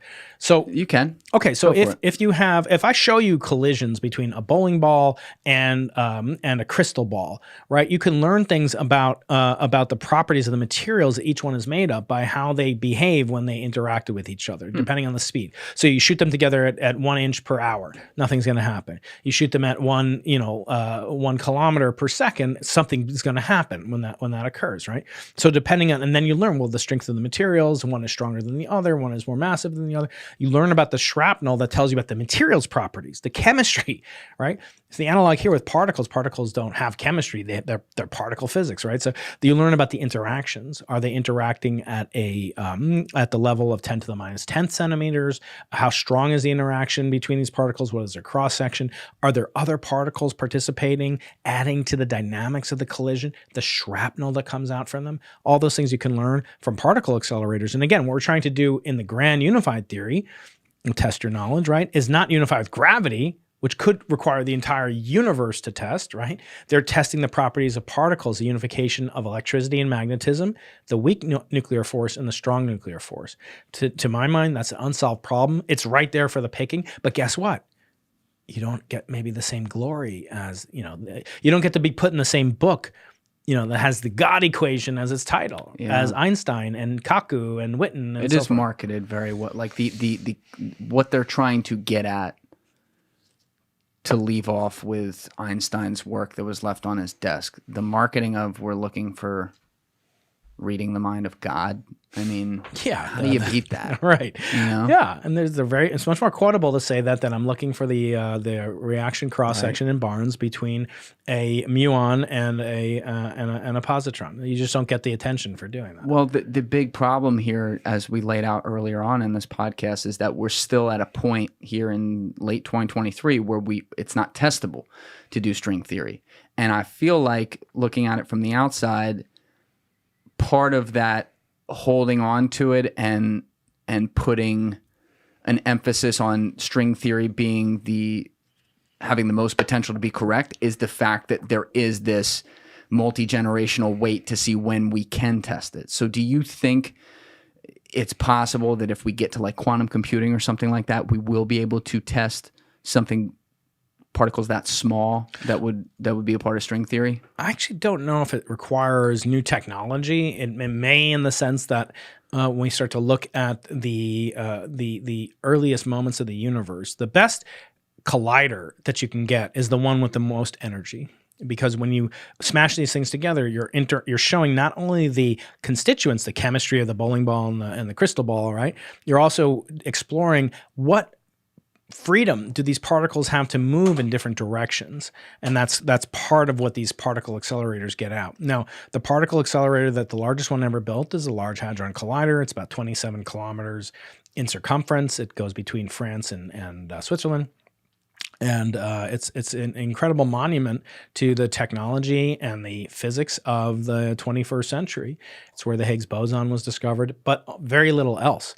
There are other experiments there not related to finding new properties about the Higgs. And when I say they found the Higgs, that means that they measured the three properties of a particle, the fungible three, that are the mass and the charge and the spin of a particle. That's really, it's on its license plate. That's what each one of these things has and nothing else. So again, each one is interchangeable. So they discovered what is the charge of the Higgs boson, which was 0. What is the mass of the Higgs boson, which is some number 125 giga electron volts. With accuracy. In other words, there had previously been a maximum limit, like when I said you're 1,000 kilograms, it was like you're 26 kilograms at the upper end and you're 124 kilograms at the lower end. Very precise. Very precisely. And it's gotten better and better with time. But that's really it. I mean, these are heroic contributors. I had on Harry Cliff, who's an amazing young scientist. Many people from the Higgs from people that worked on the LHC, rather. Part of it's led from UC San Diego, and where I am, and two different experiments measured exactly the same results. It's a beautiful thing, and these are billions of dollars worth of experiments and tens of thousands of people's career years. So I don't want to dismiss it or cast any aspersion. It's a heroic accomplishment.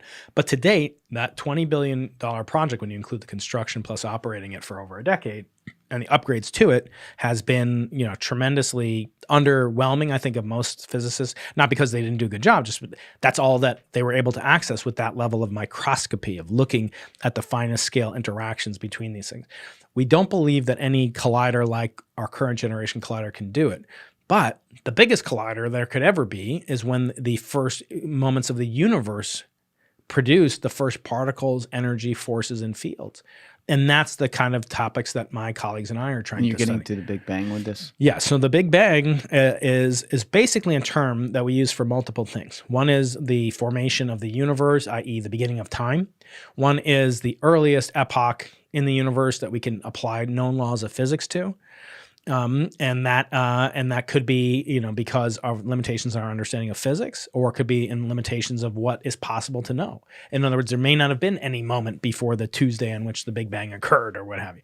So looking at the universe as a collider, and then looking at the shrapnel that comes off of that collider, namely the artifacts, the fossils that have persisted throughout time, just in the same way that, the Raiders of the Lost Ark, there's a fossil, there's a relic, the Lost Ark. It's traveled through space and time to get to us today. And we could make models about, well, how was it formed? Where did it come from? And what have you? Or a T-Rex skeleton, we can make models of how old it is, how it was formed, maybe how many other such objects exist. The same thing we do with this meteorite that you get on my website, or that I gave to you as a great cost. 4 billion years, baby. Let's go. So you make models and then you can test them. We can do the same thing. We can ask questions. What is the earliest epoch that we have physical evidence from? What are those pieces of evidence? And what can the archaeology of space-time tell us about not only what those conditions were like back then, but what will happen in the deep future of our universe? And that's kind of uniquely the purview of cosmology. We've never done a particle, we've never detected, I shouldn't say we've never, what are called cosmic rays, particles from the sun or from supernovae, or these are like protons and electrons accelerated near the speed of light. A single particle with the energy of, I was going to say Nolan Ryan, but I don't really, maybe. I'll say. Nolan Ryan could still throw. I'll say Jake Snell. Okay, the works. Padres, right? Okay. Hopefully Cy Young, or I don't know if he won the Cy Young or not. But anyway, a fastball, a single particle with the energy of a fastball from a Major League Baseball pitcher. Okay. These are discovered. They were discovered in space or on balloons on the Earth in the 1920s and 30s. But those are some of the only particle properties that we ever discovered using astronomical technology. But now, almost without disagreement, the future discoveries in particle physics will come from cosmology and astrophysics. The properties, there is a type of particle, there are only 17 so-called elementary particles. That's a particle you can't chop into another particle. A proton can be chopped into quarks, right? We can't chop up the quarks. A neutron also into quarks. An electron, it cannot be chopped into anything.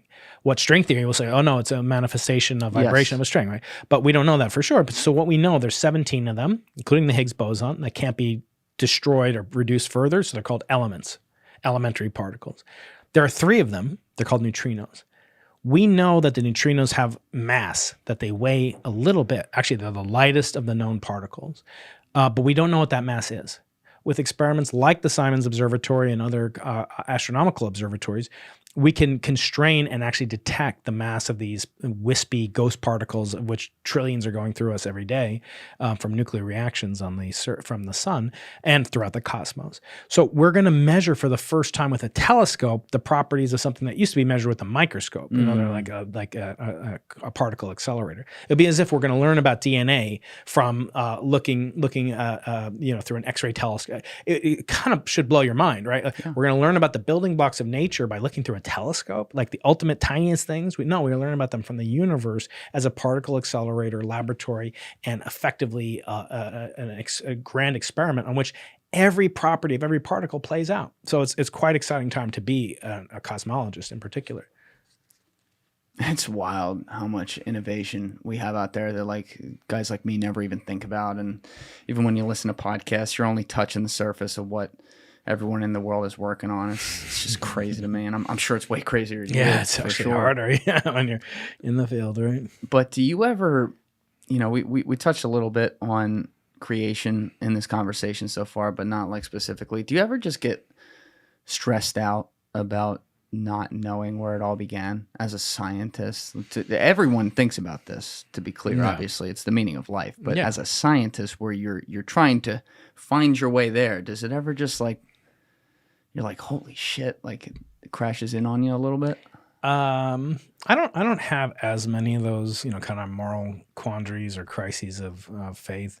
And I think it's because of something I heard, in the saying something like, in the a poor person has, basically a rich man has many, many worries, and a poor man only has one, or a sick man only has one wish, right? So I think the crisis of sort of, meaning is a luxury that one will have. And I'm not saying you're some entitled person, but by the byproduct of how amazing it has been for civilization to have relative periods of freedom and peace, where we're at liberty to just do things that are useless, that don't actually create GDP or, directly impact a cure for some disease or something like that. So in my estimation, I'm so busy concerned with the logistics of day-to-day activities of trying to get this student to get his PhD, trying to teach this class of undergraduates, trying to, prepare this paper for publication. And, these things take so much time, trying to get people to a telescope to take data so that we can release it and publish findings, so the funding agencies will keep supporting us and we can keep developing and expanding and making, new inroads and so forth.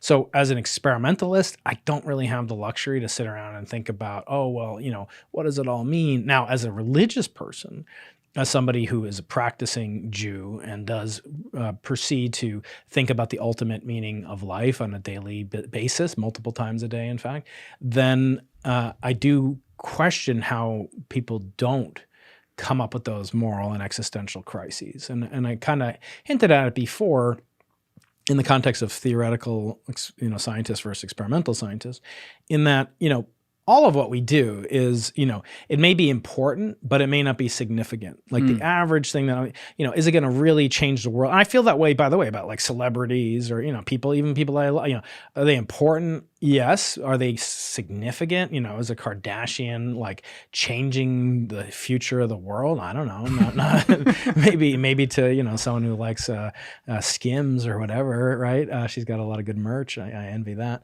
But by the same token, if you don't think about the existential questions, then you shouldn't be a scientist. If it never occurs to you that what you're trying to do is unveil the ultimate building blocks of nature that have been hidden for the entirety of human existence up until now, and you have a right to be a part of that, and you don't question it or think about the big picture, I think there's almost it should feel evocative of embarrassment that you're just basically doing a technical trade, which is beautiful. I love technicians. I used to work on old cars. I still do.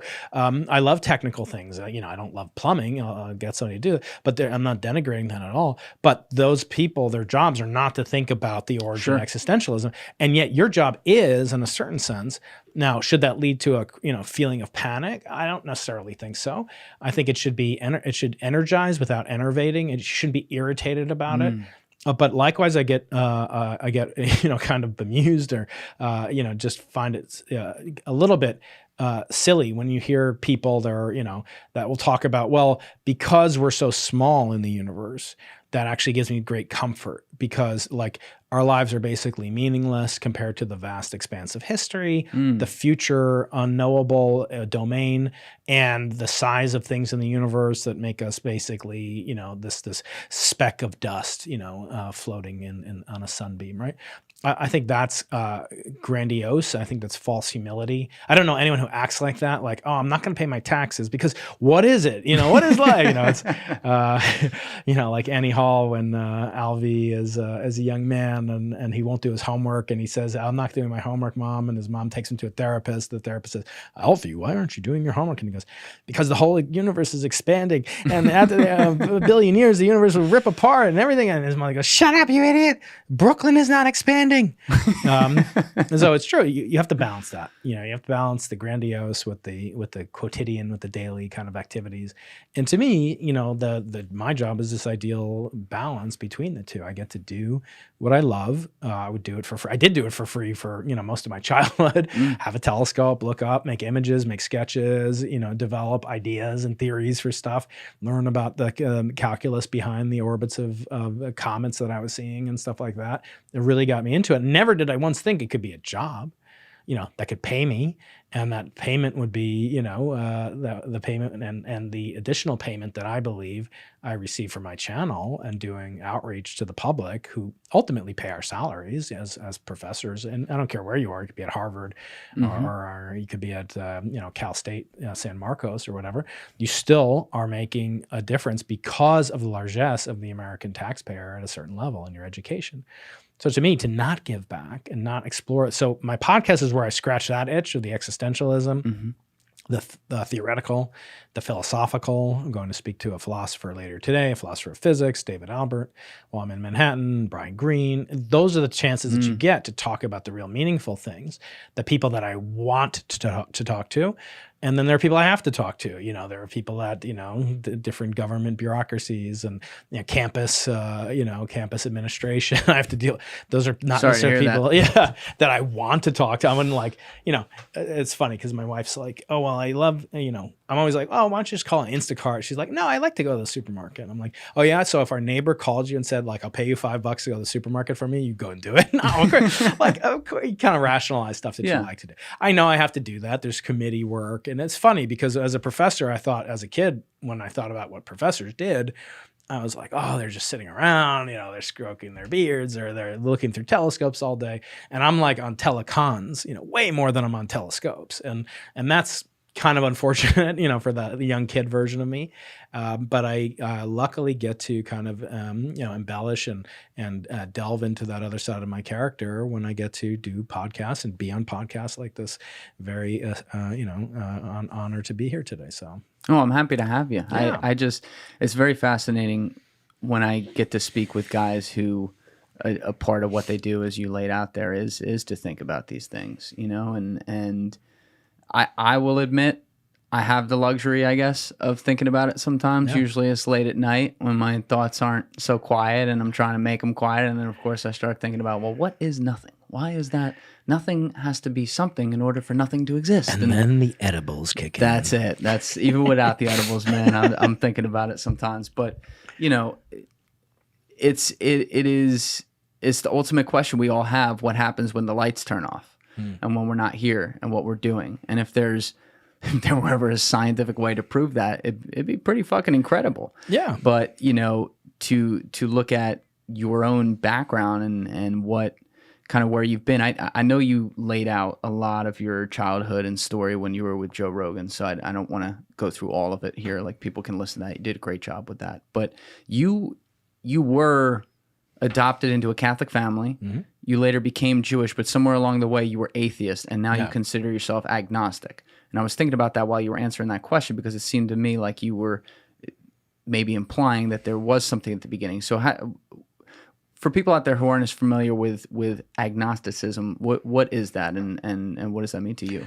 Yeah, agnosticism kind of arose as a middle ground, perhaps, between the purely theistic conception, where there are just people that have ultimate faith, and they almost faith transcends into belief, almost at the level of evidence and direct encounter with Jesus or God or whoever. And then there are the atheists, which means not theists. So you're defined by what you're not, which is kind of strange. And then there's this middle ground of folks called agnostics, which means that it's not knowable. Gnosticism is a sect or an ideology that suggests that, there are truths that are knowable. Eschatological, what happens in the deep future, end times, or after death. One of my kids was asking me, "What happens? What did I look like before I was born?" I'm like, "What the? Where's that children's Flintstones chewable edible?" No, I don't do that. But looking at these big picture topics, thinking as a scientist, what is knowable via the scientific method? In other words, when I said before, you can make up whatever theory you want, but if it doesn't interact with the standard model of particle physics, with gravity, with forces and fields and particles that we know about, then it's just literally complete esoteric sophistry and philosophy, right? And that's what some people accuse string theory of. And then there's a counter reaction that no, it'll actually make predictions. We just don't have enough energy to get to them. Okay, let's leave that aside. But if you say something like God, like, does God exist? So a theologically inclined person will say God exists. He intervenes. He's a personal God. Yeah, I'm talking about Judeo-Christian God, and it's the only one I'm familiar with. But he interacts in the physical world. Well, then there should be some physical. You should be able to build a large, Hashem, a large, God collider. You should be able to see. Well, no, but they'll say, well, no, he interacts in other ways and changes laws and so forth. And that's what prayer does. Prayer has an effect, an immaterial effect, right? There's no, cranial functional magnetic resonance imaging helmet I can put on. Can't measure it. You can't say that has an effect. You can see that things light up in the brain differently when you do that. It's a well-known fact. And you could even say, what is the influence on people's happiness and their charitability and the way that they live? And those are all functional benefits of being actively theistic. Now, to me, what I call myself is a practicing agnostic, not just an agnostic. So an agnostic will say, I don't know, but practicing means, but I'm searching for evidence. So if you say you don't know, you're an agnostic, or that it's unknowable, there's one of two options for you, right? You can say, I am going to act as if I don't know, which would mean, that's the way a good scientist should approach things, and say, well, let me investigate the two alternatives, right? So I can investigate atheism, which I have done, and I was atheist for many, many years, and I can investigate theism, or practicing a religion, right? So let's say, and I interviewed my first guest ever on the Into the Possible podcast, was a renowned titan of physics who did truly lose the Nobel Prize, named Freeman Dyson. The Dyson sphere is like the one. What do you mean he lost the Nobel Prize? And that he was co-inventor of some of the theory associated with quantum electrodynamics that Richard Feynman did win the Nobel Prize for. But there were two other people who won the Nobel Prize that year, and the Nobel Prize has these stupid rules put into place, not by Alfred Nobel, but by some committee of Swedish scientists back in the early days of the Nobel, that only allowed 3 people to win it. So wow. But it's totally arbitrary. There's nothing special about 3. What'd they do, eeny, meeny, miny, moe? They just excluded him. They just gave it to 2 other guys, Feynman and 2 other guys, Schwinger and Tamanga. And they definitely deserved it, but Freeman deserved it as well. Anyway, he never complained about it, and he was a gentleman until he died 2020. But I talked to him on my podcast the first time because he called himself an agnostic. And he had won, there's a prize called the Templeton Prize, which is endowed by John Templeton of, Franklin Templeton Fund and other, to be always worth a little bit more than the Nobel Prize. And it's for showing the consilience or the reconcilability of religion and science. That's why he endowed it. And he made it more prestigious, I hope, by making it worth more money. So Freeman had won it many years ago, like 20 years ago, 30 years ago. And when he was on my podcast, I asked him, well, like, what do you consider yourself? And he's like, I'm an agnostic. And I said, okay, so do you go to church? And he was like, no, I told you I'm an agnostic. And I'm like, well, wait, but you're an agnostic. So if some brilliant alien, is looking, as cruising by in my friend Avi Loeb's Oumuamua, right? And the alien's looking down and it sees Richard Dawkins or Lawrence Krauss, upcoming guest on this podcast, past guest on my podcast. And you see Lawrence Krauss, self-declared militant atheist. And Lawrence is not going to church because he never goes to church. He never goes to synagogue, never goes to temple or whatever. And then he sees Freeman Dyson. How could that alien, intelligent as he is, whatever you call it, whatever its pronoun happens, space pronoun is, how could you functionally distinguish between those two people? And he said, you can't. There's no way.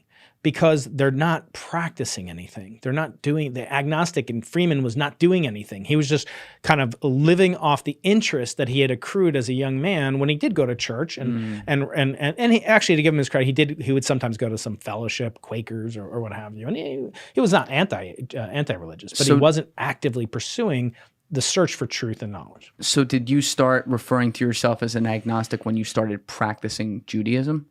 That's a good question. I think only in retrospect do I realize that's what I'm doing now. And I should say, practicing to me means like eating kosher food, because so I was born into a Jewish family, parents divorced, as you said, adopted by an Irish Catholic guy, grew up in his family, amazing family, became so enthralled and in love with Catholicism that I became an altar boy, never had a bar mitzvah. In fact, I just had my bar mitzvah in Israel. And thank you. Toda Rabbah. In Israel in September, and that was an amazing time to be there, as it would be very difficult to do that right now, as you know.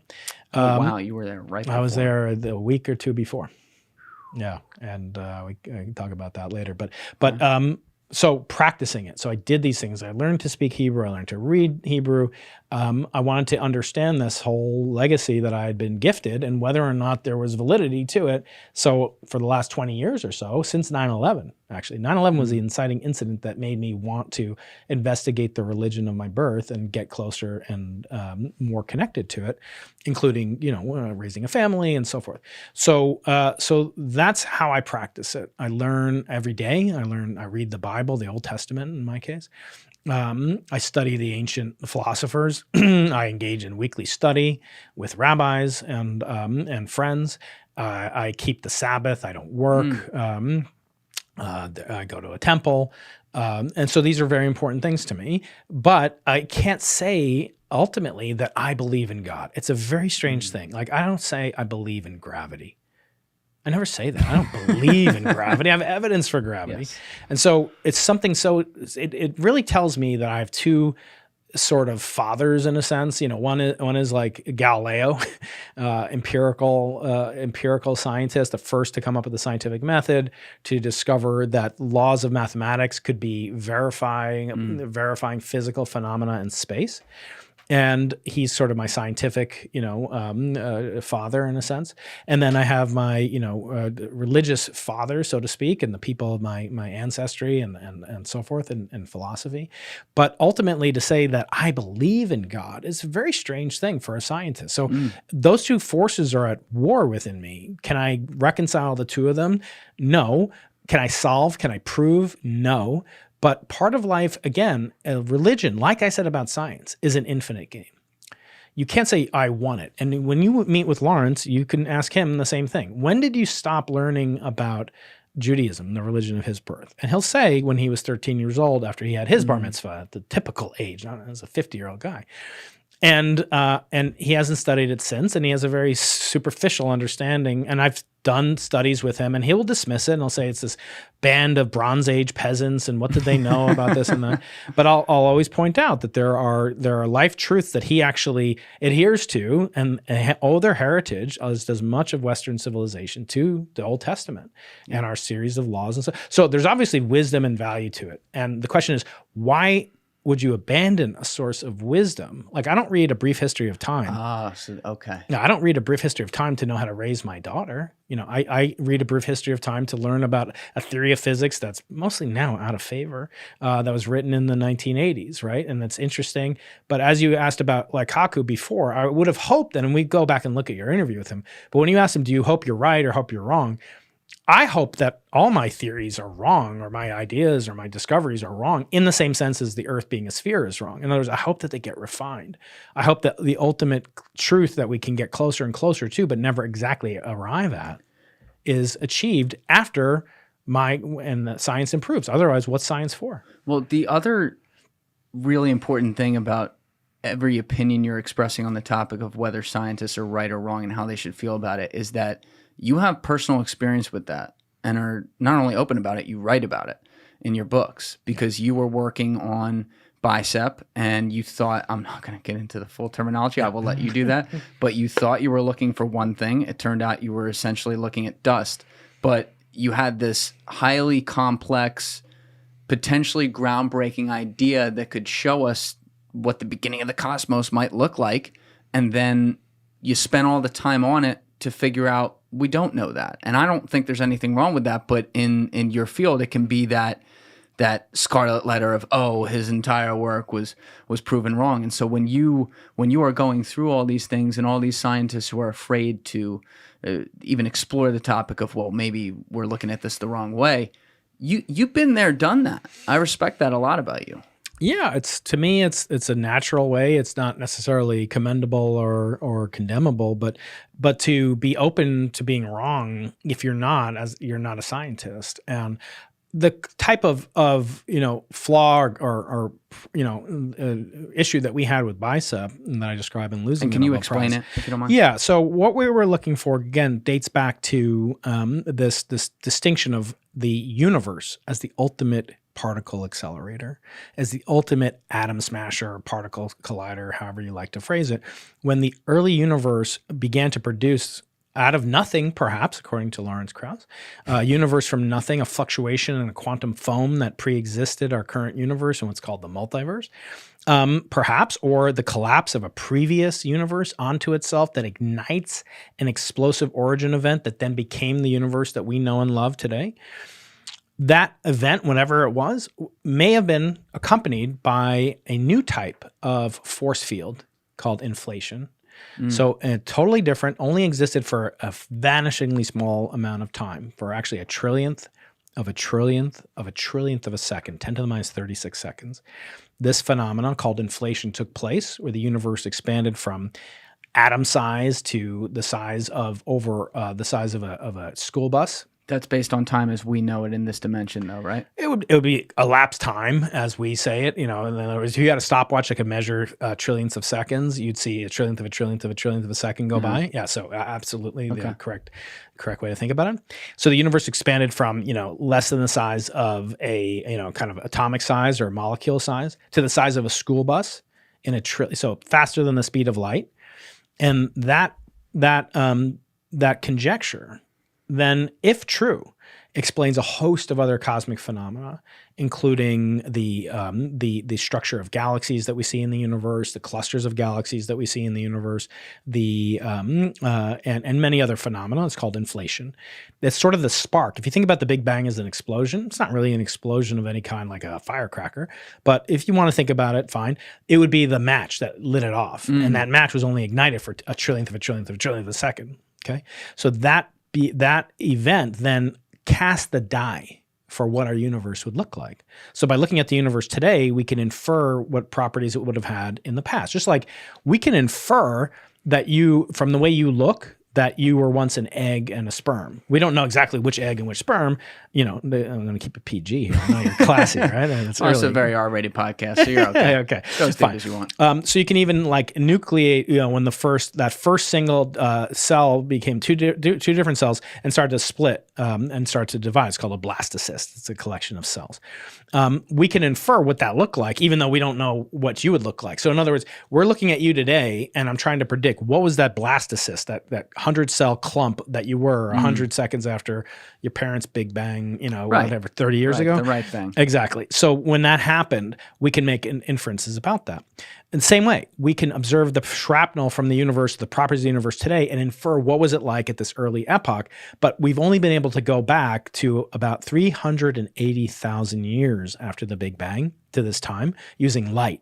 Light is produced in the form of the cosmic microwave background discovered here in New Jersey, down the road in Holmdel. New Jersey? Oh, sorry. That's a good one. Yeah. So I'm going to get all these people thinking I'm a white nationalist. But anyway, they'll have to read my autobiography to know about it. I'm not. But anyway, looking back at the heat that's left over, that's as far back as you can go with light. But if there's a irate, cabbie driving across the street here, we can't see him, but we could hear another form of radiation, i.e. sound, right? If he honks the horn, F you, or whatever, right? Or, go Giants. You could hear it. So other forms of radiation can tell you about things that are not only of a different type of phenomena, but actually are farther away. And remember I said when something's farther away, it's older in time. You're seeing it as it was young. So we're using, instead of waves of sound, a type of vibration called the gravitational wave. So if inflation took place, which we don't know, we're trying to substantiate, find evidence for, but we're not trying to prove it. Remember, that's not our goal. We're not trying to prove it. We're trying to falsify everything else. All other competing theories do not have these waves of gravity. Only inflation does. So therefore, if we see inflation, we don't prove, if we see gravitational waves in a background, they emanated from this trillionth of a trillionth of a trillionth of a second after the origin of our observable universe, potentially from a multiverse, or a larger expanse of space-time. And that falsifies all these other models: static universe, bouncing model, cyclical cosmology, string gas cosmology. All these, there are many, many models that don't feature this type of behavior. It'd instantly be proven wrong. We thought we did that on March 17, 2014. We announced that we had done that with the previous experiment, a successor to an experiment I invented called BICEP. This one was called BICEP 2, very creatively. It was announced at Harvard. Avi Loeb was part of the announcement. Where were you doing this? So this experiment was done at the South Pole, Antarctica. It was a telescope, just like Galileo made a refracting telescope and used it to learn about the origins of his own universe. So for all the flat earthers, you walked off the edge. That's right. I went to the bottom, and I saw with my own eyes how actually, if you're there, it looks totally flat. It's pretty funny. The South Pole looks just like the most flat, boring. Even worse than the central pine barrens here. But anyway, looking at the early universe from this vantage point, we claim we saw these waves of gravity via their imprint on what's called the cosmic microwave background. And yet we knew there were other imposter signals. No scientist nowadays What do you mean by imposter signal? A signal that could produce the exact same effect, mimicking inflationary gravitational waves, but not produced by gravitational waves. It would be like you look through a telescope, and your theory is that the moon has this swirling fingerprint on it. There's a pattern of craters and valleys and volcanoes on the moon's surface, okay? And your theory is that there are canals on the moon, and they're made by a god, and the god left his fingerprint on the moon, okay? So you're looking through your telescope. I saw evidence for that. Holy crap, I'm going to be super fun. I'm going to win the Nobel Prize. Then you look at the telescope. Oh, shoot. I put my thumb on the lens, okay? So we saw something that exactly mimicked the signal that we were looking for, which was inflation, this swirling, twisting pattern of microwaves called B-mode polarization. I describe in the book in great detail. And that pattern was produced not by the waves of gravity, just like in this analogy, not by canals on the moon or swirling pattern by a god. No, it was produced by tiny little micrometeorites. Pass me that micrometeorite I gave you so generously. Billy right here. This Billy boy. So if you put this in space, remember I said this is what is this made of? Pop quiz. What's most of it? What's in your blood? Iron. Yeah. So iron is the predominant, makes up the predominant composition of this meteorite. A little nickel, cobalt, and some other elements. Okay? What number on the table is that? What's that again? Iron. Iron is 20. You got a computer here, so I think it's. You're the scientist. 27. All right, we'll scientists don't memorize all these things, right? I leave that to my assistant Bard. They said you got to memorize all this shit. I would not advise that at all. I'm guessing it's 27 or so. element periodic table. Yeah, let's see Let's it. see what we got here. Let's see it, baby. Dun, dun. 26. You were one off. Wow, Tough. was that? Tough. Dang it. Anyway. So when this is in space, or if it's in your refrigerator, or if you win one from BrianKeating.com, you put a refrigerator magnet on it, it will stick to it because it's magnetic. Iron is it's compass needles and can be made of it. So it gets aligned by magnetic fields, just like the needle of a compass. So this is like an odd shape for a magnetic needle for a compass, but it actually can act like a magnetic compass. Imagine this shrunk down or shaved off. If I were cheaper, I would have brought you like a little tiny shaving of it, like a little filing, a little tiny particle of it. Well, there's a lot of those. You ever heard of a power law?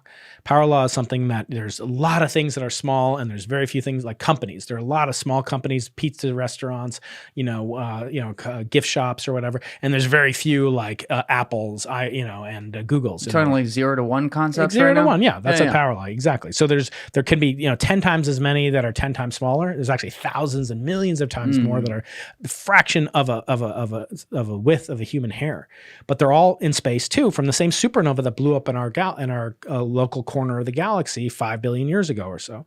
Those are still in our galaxy, and there's many of these supernova throughout our galaxy. There's about one every 100 years. So the Milky Way is over 5 billion years old, 7 billion years old. So there's been many times for these 100-year periods to produce a supernova to blow up. Yes.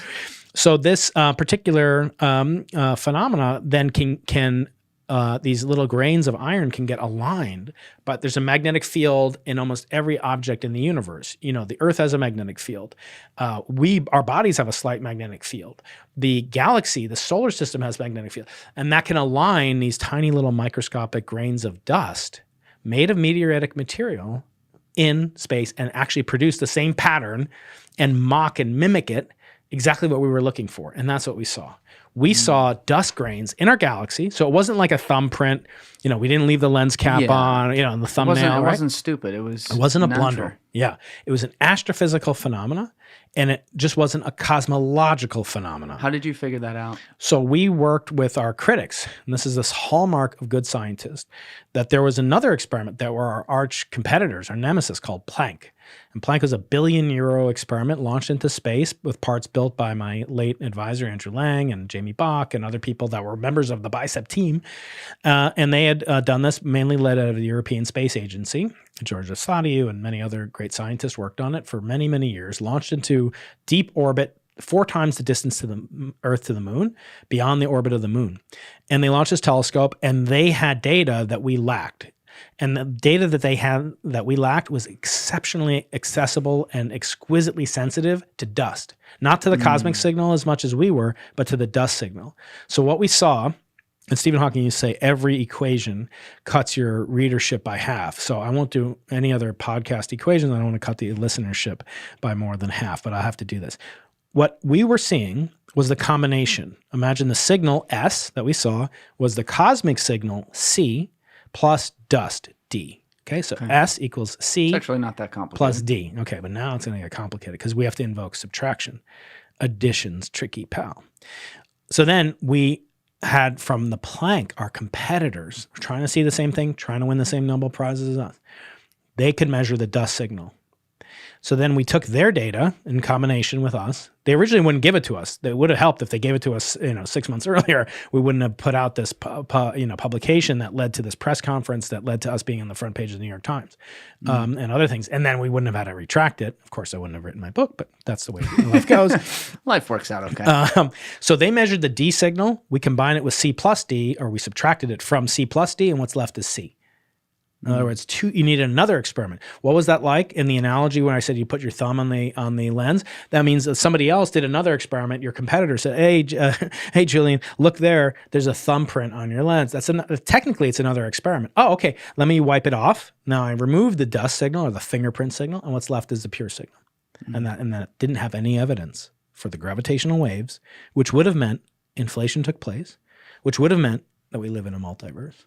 So now it would have meant we lived in a multiverse. Yes. It's almost impossible to have inflationary gravitational waves present if the multiverse is also not similarly true. Why is that?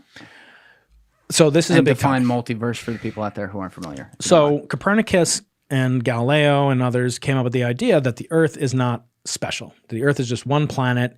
It's not even the center of our solar system. The sun is the center of our solar system. Later astronomers came up with the idea that the solar system is not the center of the galaxy. Later, people came up with the notion that our galaxy is just one of other galaxies and it is not in the center of the universe. And the natural extension of this Copernican reasoning is that we are not the only universe in a greater, vaster cosmos called the multiverse. The multiverse is, depending on who you get to define it, there's multiple multiverses to make things super confusing. Is it multiverses or multiversi? I'm so bothered by this. There's Well, so if many you talk words to my like friend this. Andrew Huberman, he'll say it's octopuses, not octopi. Octopussies? Again, Or- wait a second here. Hold on. Heyo. Howard Dorey show. So when you look at the progression, it's not out of the question that there could be other universes that we don't have access to. Just like if we go out into the Atlantic Ocean, go off Long Island, and we go fishing, we can't see land, but we could hear, let's say, there's a fireworks show or somebody drops, something, or a boat crashes, in the harbor. We can see the waves coming from it over the horizon. That gives us information about what kind of boats they were, how fast were they traveling, an angle did they hit each other at. Again, a tough look for the flat earthers. Exactly. Yeah. They're just taking a lot of L's today. So when we look back into the history of cosmology, what we see is that the only way that you could get inflation to spring forth from nothing, and literally a universe from nothing, would mean that there are other potential universes that could exist and that we could someday obtain evidence for. And in that sense, I think it's interesting to note that if we don't get evidence for it, it's not proof that the multiverse doesn't exist. It's not proof that the universe didn't begin with inflation. It's merely a statement. Again, what we're trying to do is prove things wrong, not prove things right. So you can't prove the multiverse is true. You can only prove that a theory that doesn't have, say, gravitational waves is false by observing gravitational waves. If you had proved that there was a reasonably high expectation based on the data that the multiverse system existed, would you have at the same time been able to say, therefore it is possible to and probably has been done before, to traverse time? So Time not necessarily. travel. No, they're not necessarily related to each other. Okay. So it could be that there are other. Remember, there's different types of. When I say there's a multiverse, there's not just one type of multiverse. There's a multiverse in quantum mechanics. It's called the many worlds interpretation, popularized by a physicist at Princeton, of course, as many great things that came out of New Jersey. A lot of good stuff in Jersey. Man. I know. This is where Einstein was too. Don't forget that. Einstein, John Archibald Wheeler was here. Feynman was here. Great state, man. Yeah, I didn't know. I'm going to sell you on it. I gonna get you out I spent here. a summer in Spring Lake. I enjoyed it. Okay. Asbury Park. Yep. Good spot. Point Good Pleasant. spot. Point Pleasant. Absolutely. Great place A lot of to good be. bars there. Well, I was too young. Were you a to fighter go. back then? What's that? Were you a fighter? No, it's Brian Bar fighter? that's right. No, I was not as a 9-year-old. They love throwing hands Just with my around there. brothers. Yeah. So when so it's basically a concept that in quantum mechanics, you've heard of Schrodinger's cat. Yes. There's a notion that Talked this about that cat. with Michio. Oh yeah, right. So the notion the cat in quantum mechanics can be represented as a superposition of two different completely orthogonal states that are only revealed once an observer makes a measurement. I should have said this a lot more times today, but in English now. Okay, right. Well, I can do it in Hebrew if you like. I can. Let's start with English. We'll work our way to Hebrew. So what there is in a famous paradox called Schrodinger's cat. Quantum mechanics is a description of the most tiniest abstract element building blocks of nature called particles. And these particles, the most common ones that we deal with are electrons, as I said, and subatomic particles like quarks. But the classic one is an electron. Electrons only have these three properties: charge, mass, and spin. And they're described not by the laws of Isaac Newton that describes, force equals mass times acceleration, how things fall, gravity and stuff. They're described by an analogous equation called the Schrodinger equation. The Schrodinger equation predicts in some sense the probability that you'll find an electron at a given point in space at a given time that the measurement is done. But the key is that these objects evolve, that the state of the electron behaves sort of like a wave where there's an oscillating probability to find it at this state in a given place at a given time. And that it only depends on the interaction between the thing that you're describing, the electron, and something has to observe it. And when you observe it, you so-called collapse the wave function in what's called the Copenhagen interpretation of quantum mechanics. Unlike classical, we don't have an interpretation of classical mechanics. You don't say, well, in Newton's laws of acceleration, force equals mass times acceleration. But in Keating Kaku theory, it goes like, mass equals this cube root, or whatever. We don't have to interpret it. Like, what is the meaning of position? No, we know what it is. But when something's like spread out and diffuse and is only probabilistic, then you have to ask, well, like, does this thing exist when I don't look at it? Einstein used to ask, like, does the moon exist if you don't look at it? So there's an interplay that you don't have, because in classical physics, I can look at this object moving through space, and I can plot it, just from the camera, here it's moving, as I drop it. And then I can construct, did that fall at 9.8 meters per second squared under the force of gravity? Did its velocity increase 9.8 meters in the first second? And you will obtain that just from looking at that. What's happening when the camera does this measurement? There's lights in the room. Yes. The lights are bouncing off of here and going into the camera and the sensor in the camera. And there's a time clock, and the camera's built in, and you can see how many frames it took to fall, and you can measure it really accurately. What if I reduce this down to the size of an electron? Okay, let's do the same experiment. Let's drop it.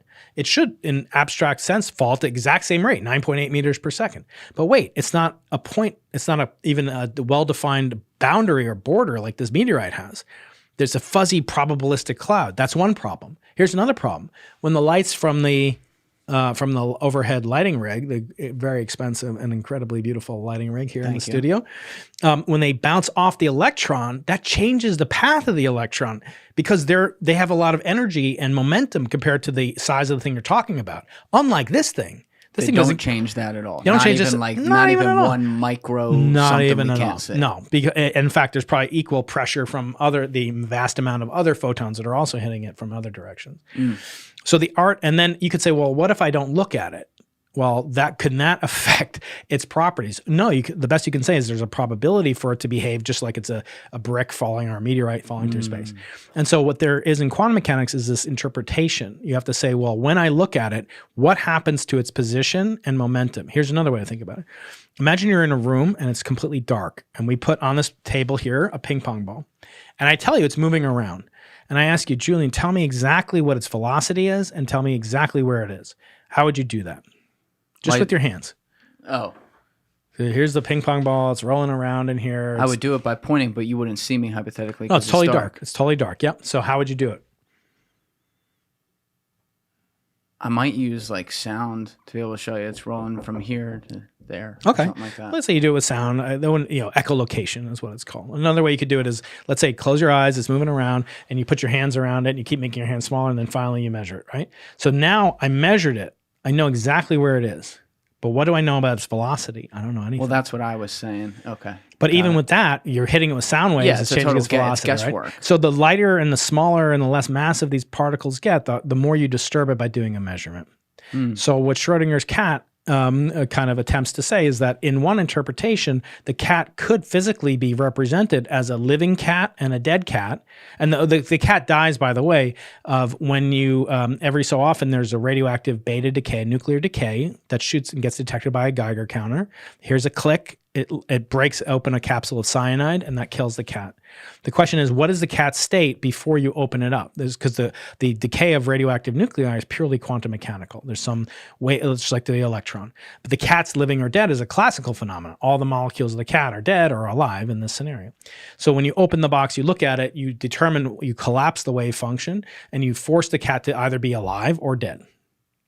So that's in the Copenhagen interpretation. In what's called the many worlds interpretation, the cat in one universe goes and is off in the living state for all time. You never collapsed it. It never changed. It never was dead at any time or superposition. It doesn't have to be in a superposition. And in the other one, it goes into a state where it's dead. And that's in another universe, it's dead in that. So there's a multiverse of quantum mechanics as well as a multiverse of cosmology. And yes, it's more complicated than all the Marvel movies written with the word verse or multiverse or Spider-Verse. Yeah, it's very complicated, but it's very interesting. And again, the reason that these stakes are so high is that because if we had observed these waves of gravity, if we had been verified, or if my future experiment, the Simons Observatory, does observe these conclusively, again, it doesn't prove, but it gives credence to inflation. And inflation comes, as a big word, concomitant. It always comes associated with the multiverse. In other words, it's almost impossible to have, and you can talk to Lawrence about this when he's here, it's almost impossible to have inflation without having the multiverse. So therefore, the stakes get even higher, right? On one hand, we would have detected gravitational waves for the first time in this way. That won a Nobel Prize 3 years afterwards, what's called LIGO. And then it would have been a detection of inflation, which is the spark, the match that ignited the Big Bang. That's like a second Big Bang, a second Nobel Prize. And then it would have been indirect evidence, as I say, for the multiverse, which, who knows how many Nobel Prizes that would have been worth. How many years of research from the first time one of you guys thought about it in a room to the moment you guys figured out it was wrong went into Bicep? 15 years and probably $8 million and many trips to the South Pole and many people's career. But again, it wasn't wrong. And actually, it is the best experiment still of its kind ever done, even better than my current experiment, which is the Simons Observatory. It wasn't wrong. You just weren't able to observe what you were testing. We observed exquisitely, measured the properties of dust in our galaxy. So in that sense, what we had claimed was we had observed the ignition of the Big Bang, the inflationary epoch. Do you believe that still exists and is out there, but you guys just didn't have the ability to see it? Again, I don't believe in things, right? We ask what we have evidence for.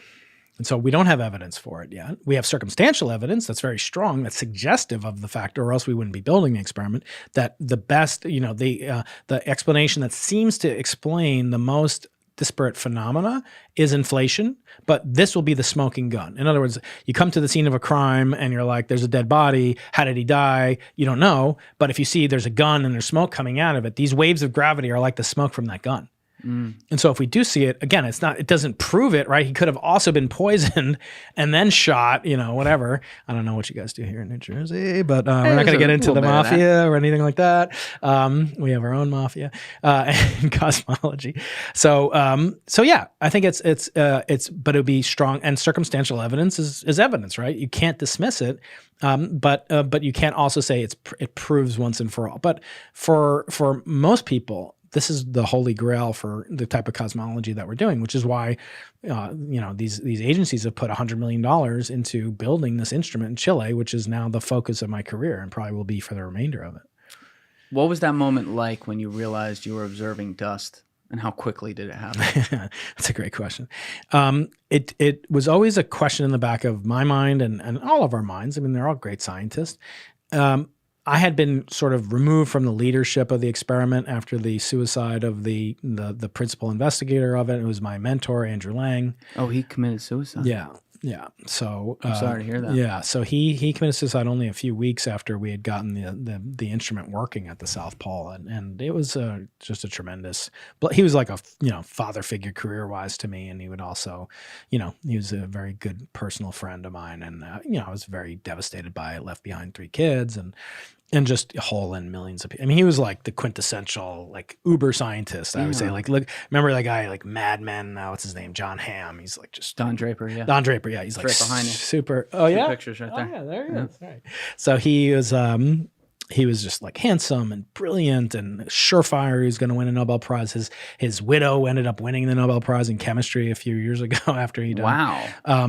Different. They weren't working together, but no, they're just power couple, beautiful people, beautiful family, and nobody expected it, I think, and it's just completely devastating to anybody that knew him, and cast a pall over the whole project in a certain sense. But by the time we had gotten enough data to say once and for all that we had detected this pattern, and ultimately we did detect the pattern, and the pattern is more significant than ever, and we know it more accurately and more precisely than ever. We just know that it's not necessarily from the cosmos, but rather from our galaxy, which is interesting, but it's not significant in the sense of, understanding how the universe began.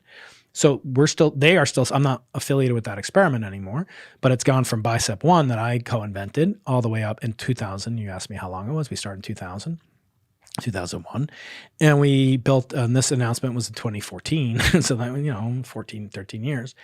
And then the retraction came sort of 6 months later. We didn't retract it. We said we rescinded the interpretation that it came from the origin of the universe. And we said the most likely explanation is that it came from dust. And the only way we could do that is by working with our former competitors on this Planck €1 billion satellite that was launched a few years before, we made these announcements.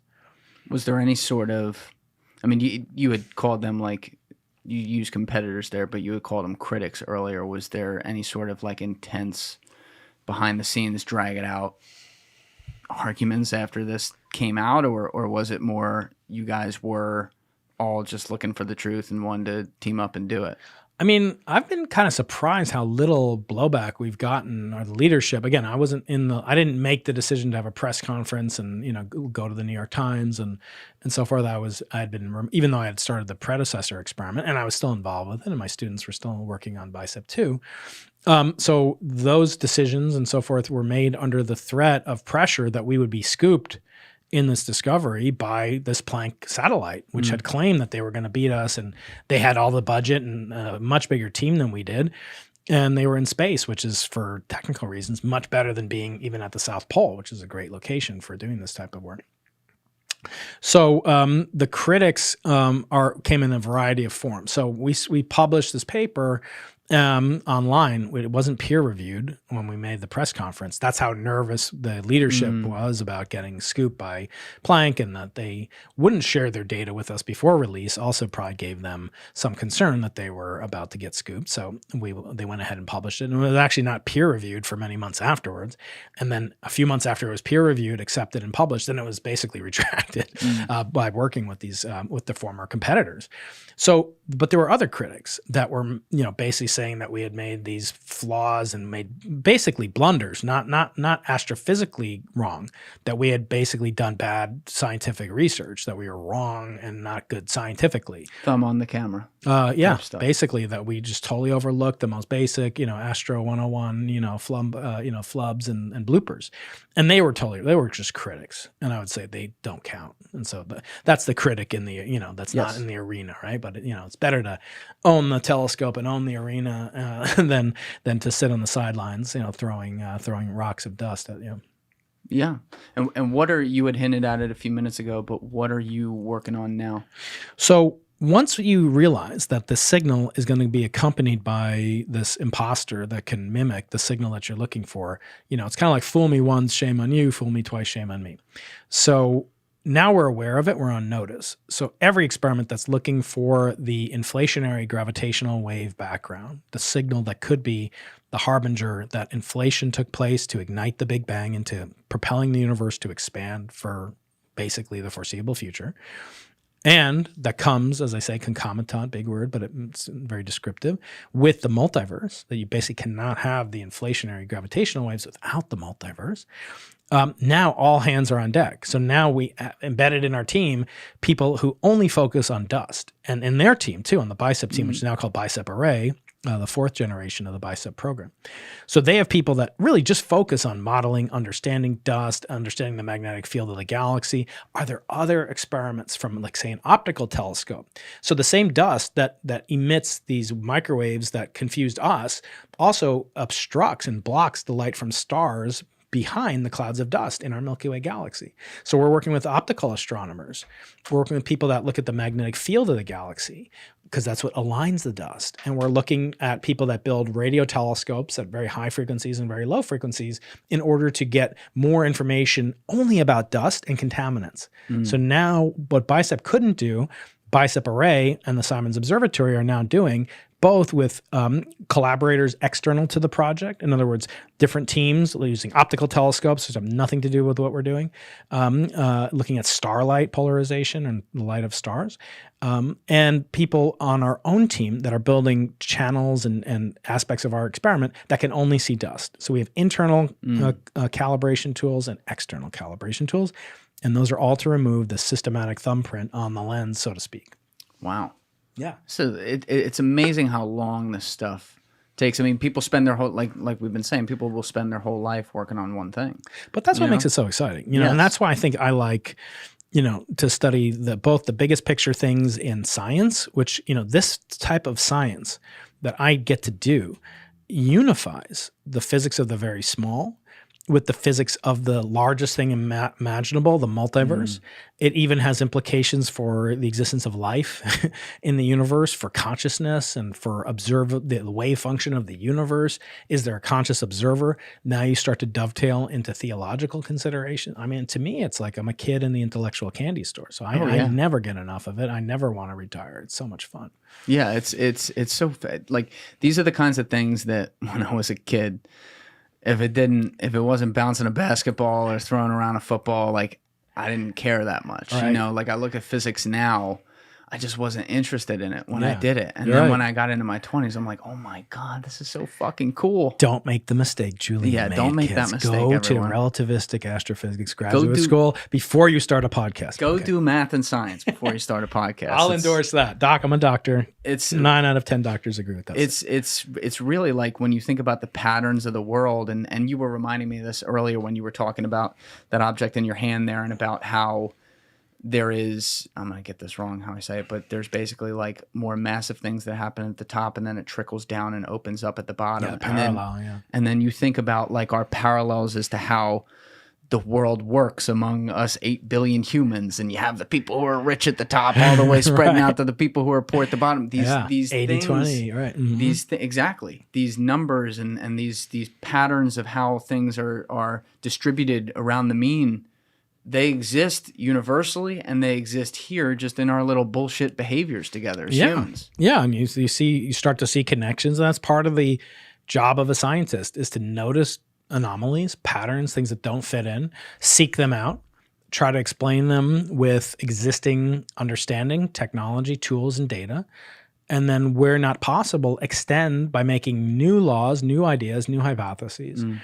And I think that that's a healthy sign of what makes humans unique, is that we have that capability to do, with our frontal cortex, to think about experiments that aren't yet done.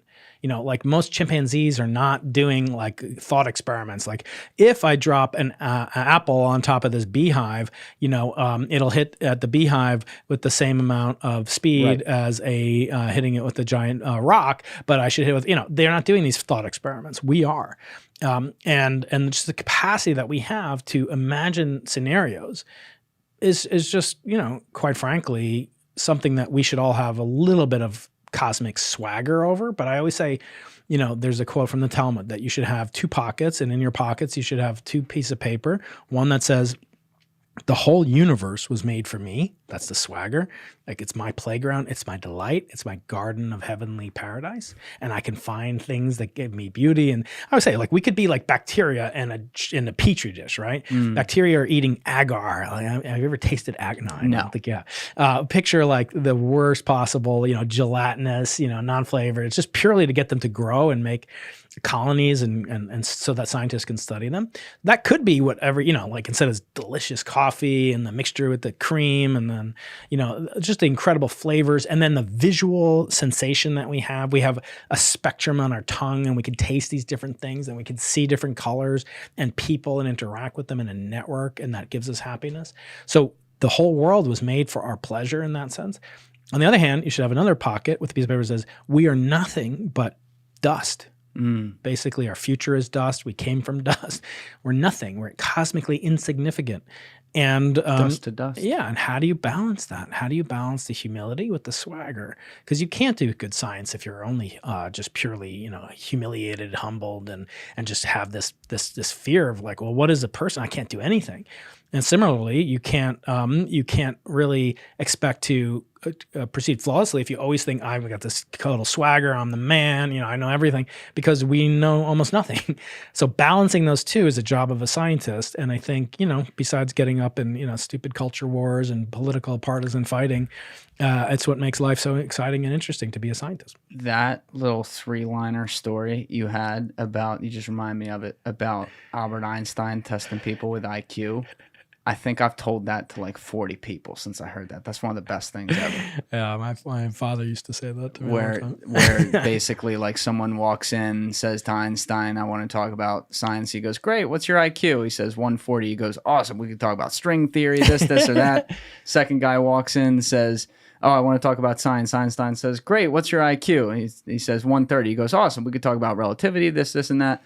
Third guy walks in, says, I want to talk about science. And Einstein says, great, what's your IQ? And he says 100. And he goes, all right, we'll talk about the fucking culture wars. That is, man, does that explain society in so many ways. Because I know some of it, like, you know, you have to get to, we're talking obviously a little bit outside the scientific realm right now, but, you know, you have to get to some consensus on how to play nice in the sandbox together. I understand that. But we spend so much time bullshitting and fighting over, you know, who tucks their sack back or not. And it just gets so exhausting, and I don't care. Yeah. You know, I can imagine guys like you in your field who are busy trying to figure out the most important questions of the world, you know, turn on the TV and hear what these two assholes are fighting about for any given 5-minute soundbite. And you're just like, what am I even doing here? Wow. These people are the same species as me? It's crazy. Yeah, it's frustrating. And I think, you know, the only person you can control is yourself. And most of us can't even do that very well. And I think, you know, to dedicate your time in the right way, in the proper way, and just concentrate forever with meditative, you know, Sam Harris like ability is beyond most people. But I think, you know, to the extent that you can synthesize and harmonize what you do for work, and that you can get meaning out of what you do, and also significance about what you do, I think that's really powerful. I don't think that I would have, you know, I wrote my book long before I had a podcast.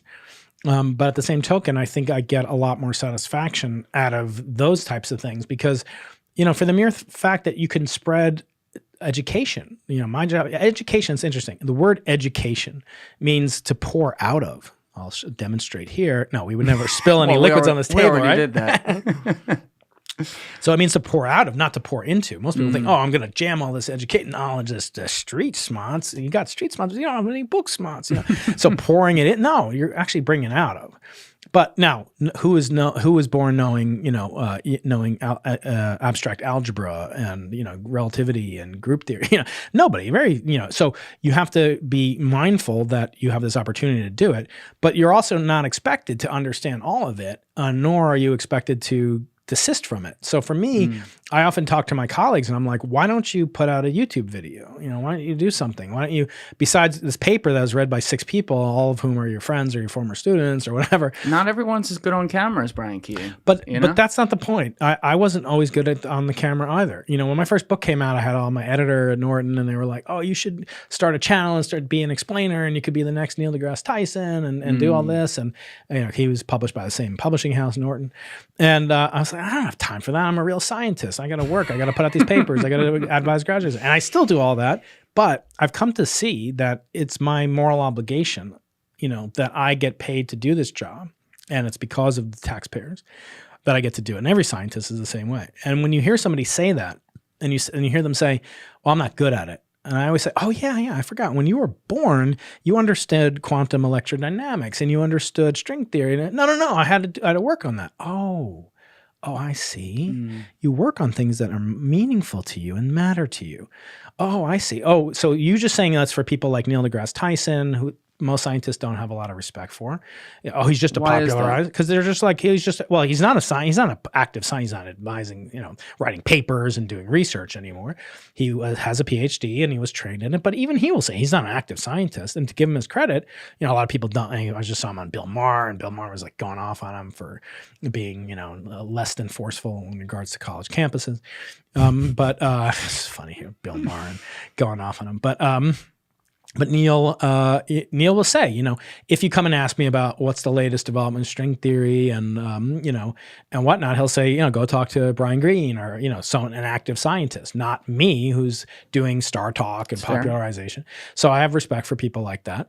But to say that you can only do that, only do outreach and do a podcast or make a video or TikTok or whatever, if you're Neil deGrasse Tyson, who I don't respect because he's not a real scientist, is what people say, not me. Then go do it your damn self. All right. So that's true. And but by the same token, what if they would say, well, I'm not Einstein, so I'm not going to even start doing physics. Well, Einstein wasn't always Einstein. You know, he wasn't always, the God equation. You know, Kaku wasn't always Kaku and Weinstein wasn't always Weinstein, right? So from this perspective, if you start off with this only, again, the humility has to be balanced with the swagger. I have the same number of chromosomes. I have the same number of muscles and body parts.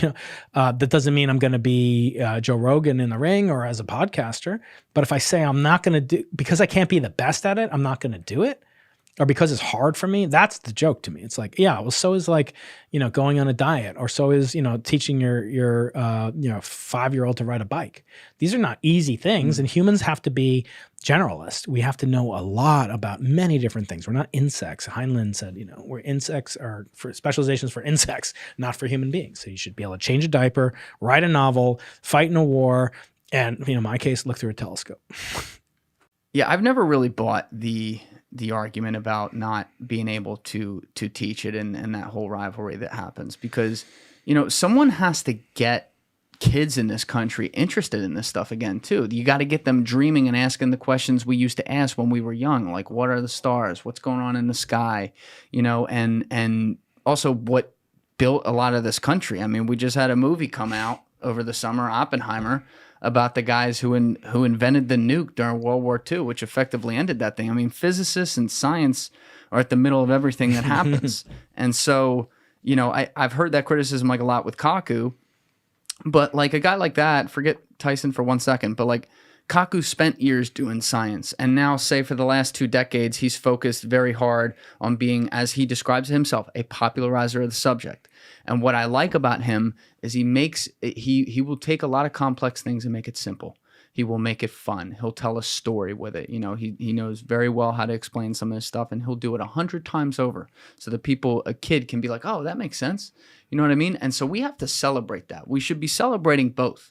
In my opinion, we should be celebrating the people who are trying to break those frontiers right now, which is not necessarily something he's actively trying to do anymore. Yeah. And we should celebrate the people who are getting kids to go, wow, this is cool. I enjoy that. Yeah, but of course, the subtext that, I'm going to push back with my rugged good looks and handsome criticism, but I always criticize with love. But I actually think that's kind of, they call the benign bigotry of low expectations. Like if you say, well, you stay in your lane, which is, distillation of what you're saying, I think it does some damage, not only because you would have, you wouldn't tell, like, imagine you meet some cool, smart, young, girl, and she's into YouTube, and she's really into YouTube, but she wants to be a physicist. You wouldn't say, well, like, just keep doing the YouTube thing and don't go to graduate school, or don't go, right? So you wouldn't tell her to stick in her lane. So I guess but also for my students that are, many of them, I've had 40 different students from foreign countries and all around the world, every continent,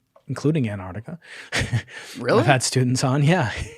From Antarctica? Well, they weren't born there, but they lived there for many, many months, yeah. Where do you even live? That's where we live. So I described it in my book, Losing the Nobel Prize. Interesting. So yeah, one of my students lived 6 months at the South Pole. Basically, he almost became a permanent citizen. 6 months. I mean, okay. You think right. Hoboken is exciting? You wait till you go to the South Pole, baby. But these students, they get an exposure to another dimension of their persona, their ability to communicate. If you can't explain it to, as the stereotypical grandmother, then you don't really understand it. You may understand it, but you may feature what Pinker calls the curse of knowledge, where you're just so erudite and so brilliant, you can't understand what it's like not to know something like that. You may get so siloed, and you just talk in an echo chamber of academia that you don't know how to relate to a common person. I always say, like, imagine you came up, you're hired, a producer for the show, and you say, I want you to do X, Y, and Z. And then maybe they do it and maybe they don't. But whenever you ask them what they do, they say, oh, you can't understand what I'm doing, Julian. You think you can understand with the magic that I am I'm so specialized, these tools and techniques and behaviors that I have manifest. You'd be like, I'll go and get another producer. Like, you're going to treat me, that's a chutzpah. That is not acceptable. And yet we let scientists do that, basically saying, like, if it was, as Feynman used to say, if it was easy to explain to you, it wouldn't be worth a Nobel Prize. No, I think you really don't. But he would also say, if you don't explain it to your grandmother, you don't understand it. So we have to balance that. But we shortchange our students by not forcing them to I had this, online argument, I guess, with this guy, Brent Hull, I think, Brett or Brent. Anyway, he wrote, he does all these podcasts with Naval Ravikant, and they're BFFs, I guess. And he was, oh no, like it's the opposite of what you did, like you became good at podcasting, and then, after you were a scientist, now you're telling people not to do that. I'm like, what are you talking about? All I'm saying is it's good for your students to get exposure to public speaking. One of the things I do for my students that come from foreign countries is I pay for them out of my own pocket to go to Toastmasters, Oh, wow. Just like what are they going to, like they came from Thailand or China and they're now learning to speak, and maybe their accent is still going to be just as strong, but they're going to be comfortable making a toast and making a joke in public. You know how much, your first podcast is probably unwatchable by you, right? Oh and mine is like that too. So you get those at-bats out of the way early on. And then when they do have to speak and they're speaking for their career now, having the background where they got, they made the mistakes on a podcast or on a TikTok video where 90% of young people are getting their news. I don't get into, I have a small TikTok following now. Small, like what's the at? Like at Brian Keating? At Professor Keating. Yeah. Professor Brian Keating. Keating. I had Dr. Brian Keating. Ooh. And then I lost access to the phone that it was associated with. God damn it. I talked to President Xi in China and he pulled some strings, but it didn't work. Anyway, so I tried Professor Keating. Yeah, exactly. But I just put my YouTube shorts on there basically. Gotcha. So it's fun. You can find it on YouTube even better. But anyway, it's a whole new dimension of my personality. I wouldn't have known about it if I didn't try it. I was scared the first dozen times I did podcasting. And also, there are perishable times, and like you might not ever be able to get Kaku back again. I don't know, maybe or me or what what I might move to Nobel to Stockholm or something. All right, so who knows? And you only do things in person. Right, So the I'll point fly is, from Stockholm. you basically get a couple of swings at the bat, and you don't know if you're ever going to get that chance again. So if you're talking to somebody. It's risk taking. It's a whole other, side of organization, public speaking, communication, explanation. Some people I work with are not good on camera and they want to do animations. That's super cool. Like for a kid to do like research, and not even a kid. I have some adults that just volunteer. They make animations for my explainer videos on YouTube because I do explainers and podcasts, which is probably why the algorithm has no idea what to make of the Dr. Brian. I like that. Keep doing that. Yeah, That's it's good. fun, and I'm going to keep doing it. I've tried to be divorced from the hedonic treadmill of how many subs, how many likes, comments, and stuff like that. It's impossible to be completely, separated from it because, not it's and I should say I don't get, the lion's share of my income from the podcast, but I make a decent living. I could subsist on it if I needed to. With you have a way better setup how you're doing it though, because you have the career, you have the legitimacy there. You make your money. Right. Your podcast scratches your itch of your interests. It's safer for me than it is for you. God. I admit Yes. 100%. But Julian, there's 47 other. I shouldn't even say because some of my colleagues do listen to all the podcasts that I go on, and they're looking for little nitpicks with me. But I'll say there's dozens of colleagues that aren't doing it. And there's more that aren't doing it. But even not doing it, I don't even mean start a YouTube channel. Just go on other people's shows. Yes. You have a paper that came out. Why did you publish this paper on this type of weird liquid crystal that behaves with a certain property when polarized light is exposed to it? Okay. It's very arcane, very abstract. But someone's going to be interested in it. Some little Brianna or Brian is going to hear that and say, wow, like I'm really interested. I never knew how that worked. And if you're really good, you'll explain it in terms of something, well, like your iPhone is a different type of screen. And it's totally different than cosmology. I admit cosmology, aliens, consciousness, those are the biggest topics I can think of studying, which is why I focus so much on them on my podcast. But there are other things, and a good guest, as you said, you get people to come in here that maybe aren't the most famous, blown up people, the Hubermans, the, whatever, but you get them on the show and they tell stories and they're good storytellers. And then they get there. That's what happened to Paul Rosalie. That's right. Yeah. That's what happened to Andy Bustamante. Yeah, exactly. And yeah, and by the way, you're doing a kindness, a hesed, as I would say. You're doing a kindness for them. Because who knows if that's part of their future second mountain, their career, Sure. Part two. And to not do that and not go on other people's podcasts.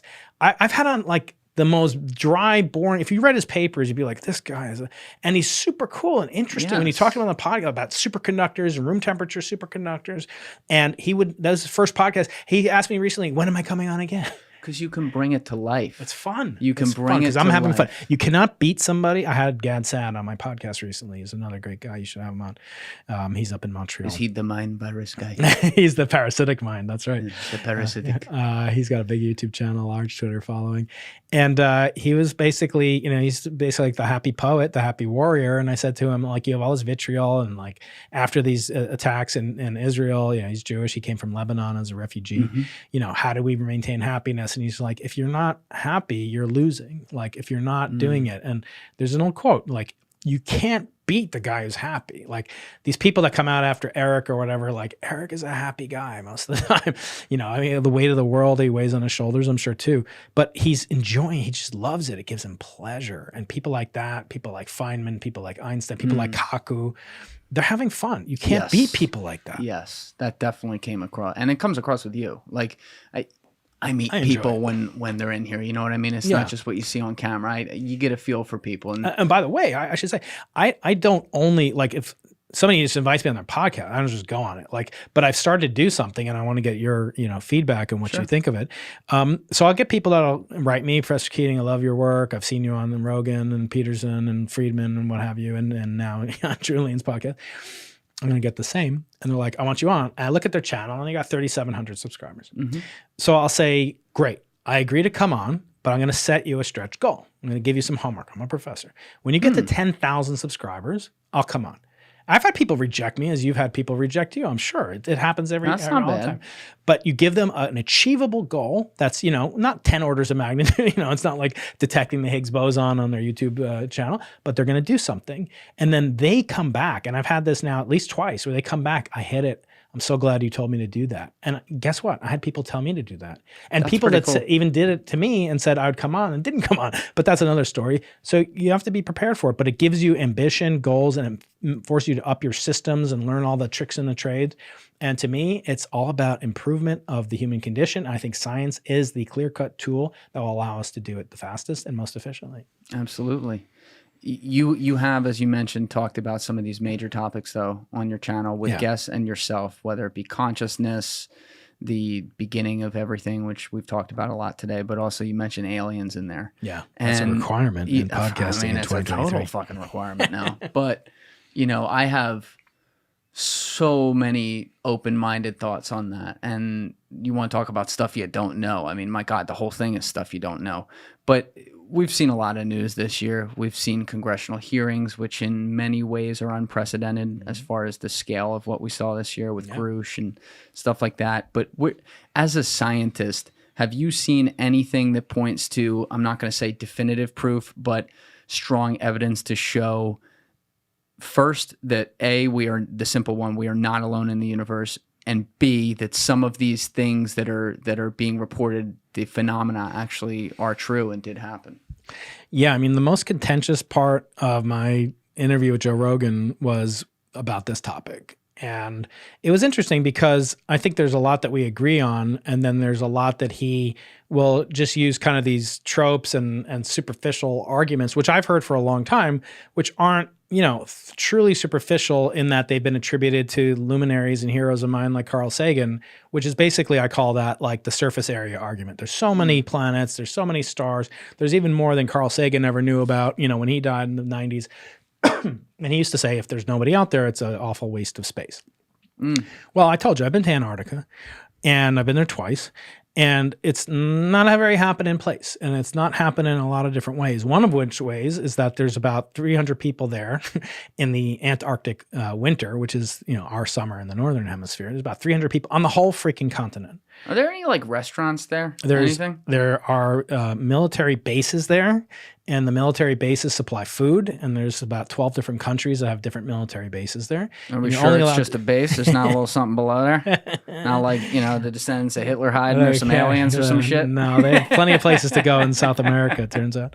Yes, that's unfortunately true. Yeah. So when you go there, you basically resign yourself to not seeing any other, people besides the 49 people that might be in your particular military research base, where we go in the United States owns the South Pole because they're doing scientific research there. You're not allowed to mine minerals or construct military airfields there. It's just the military built the research facilities because they're the best for logistics like that.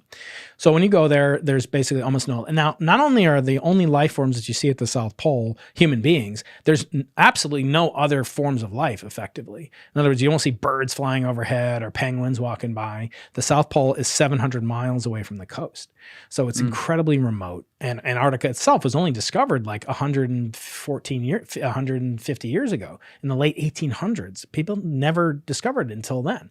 I've never looked into that. Yeah. Now that you say that, holy shit. They never reached the South Pole until 1911. It's a less than 100-year-old, continent and it's just barely been explored. Now, if you just said the same Sagan argument that it's a waste of space, you would say that, well, Antarctica must be a waste of space because there's only 49 people on the whole, 200 people on the whole continent. The whole continent only has 200 people on it. It's the size of like 3 Texases. Okay? But it's so small relative to the universe. No, but I'm just saying, just take there's 8 billion people on Earth, right? There's trillions of microbes on Earth, or trillions of trillions. You're more microbe than you are human, but right? it's fucking cold down there. But so what? We know what we've learned about life is that life finds a way, right? Like Jeff Goldblum said, life finds a way. Life works. Life. You didn't think about what you should do. You just thought about what you could do. So channeling my Jeff Goldblum. That was pretty good. So yeah, we guys stick together. So when you think, but when you make that kind of argument, you're assigning what's called a uniform prior. You're basically saying that like the probability for life should be the same everywhere. In other words, we are a form of life, and then any other planet like Earth should be basically as probable to find life there, right? If I told you there's an identical copy of Earth, forget about like what else is there, if there were dinosaurs there or not. If I just said there's an identical copy of Earth and it's in some other solar system, Proxima Centauri b, okay? And I said, it's identical. It's the same distance from a yellow type star. It's in the habitable zone. There could be liquid water there. There might not be liquid water. There could be ice there. It could not be ice. There could be carbon dioxide. What would you say the odds are that life would exist there? Would you say it's 0? I mean, you definitely couldn't say it's 0, right? It's not 0. Right. Would you say it's 100%? No. No, so somewhere between, okay? And that's all you can say, right? 0, no life, you talk 100%. about not proximate. Holy shit. Exactly. Yeah. So now you look at that and you say, well, look at the planet Mars. And I made this analogy on Joe Rogan. Mars is right next to an Earth-like planet. In fact, it's very Earth-like because it's Earth. Earth and Mars exchange particles for billions of years. We've been exchanging material. I have a meteorite that I didn't give to Joe Rogan, and I'm not giving it to you either, but it came from Mars. It didn't just come from the supernova that blew up that made this one that I gave you at great cost and personal risk to myself, bringing it through customs. And I got to put that through something. Your mass spectrometer here. But despite that, there's no life on Mars. I can say, well, Mars is different. It used to have liquid water. It used to have, abundant liquid water. It still has frozen water. It has carbon dioxide. Was that evidence for life? I mean, if we see carbon dioxide on another exoplanet, we think it's potential evidence for life. Sure. It certainly doesn't forbid it. So for all these reasons, there's some probability that you should say that if life is abundant in the universe, there should be life on the planet literally next door to the only planet we know for sure has life. And yet there's no evidence for life now. There's not even evidence for life that existed in the past. That in itself is not proof that life never existed there or that life couldn't exist there in the future. But again, we can only go with what we say right now. If I put a gun to your head and I said, I'm going to take away all the YouTube Plush Studio and your play button and everything. I said, I'm going to put a gun to your head. What is your factual knowledge, not your belief? What is the evidence for life outside of Earth? What would you say it is? It has to be 0 or 1. What would you say? With 0 or 1? I don't think I can say 0 or 1. You wouldn't say 0? I mean, is there evidence for life? I'm saying if you're saying the answer can only be yes or no, is that what you're referring to there? With 0 or 1? Yeah. Is there definitely life outside of the Earth or definitely no life outside? I couldn't say either. Really? There's evidence for life outside? I mean, have you ever seen evidence for life outside of the Earth? Because I haven't. That's what I'm saying, though. We only know such a limited amount because we haven't even gone to Mars yet, and it's a planet right next to here. We've sent rovers and stuff. Yeah, no, I agree. But the fact is we only have evidence for life on Earth. In other words, if I say to you that there's life on Mars or there's life anywhere on any particular thing, it only makes the probability a little bit bigger to say that there could be life. Right? You're basically making this argument that because the universe is so big, there could be life in the universe. Okay, but what if within our solar system, let's say across our planets, there's no real life on anything else, which is a distinct possibility. That is one solar system in the context of a galaxy, in the context of a series of galaxies, in the context of a universe that we can't even know the limits of. And I've always thought it's incredibly narcissistic to assume that out of everything, this place with the 8 billion people and the lions and the elephants and all the animals and the fish in the water, this is where the life is. And there isn't, forget just life, but there isn't a brilliant life form that exists somewhere else.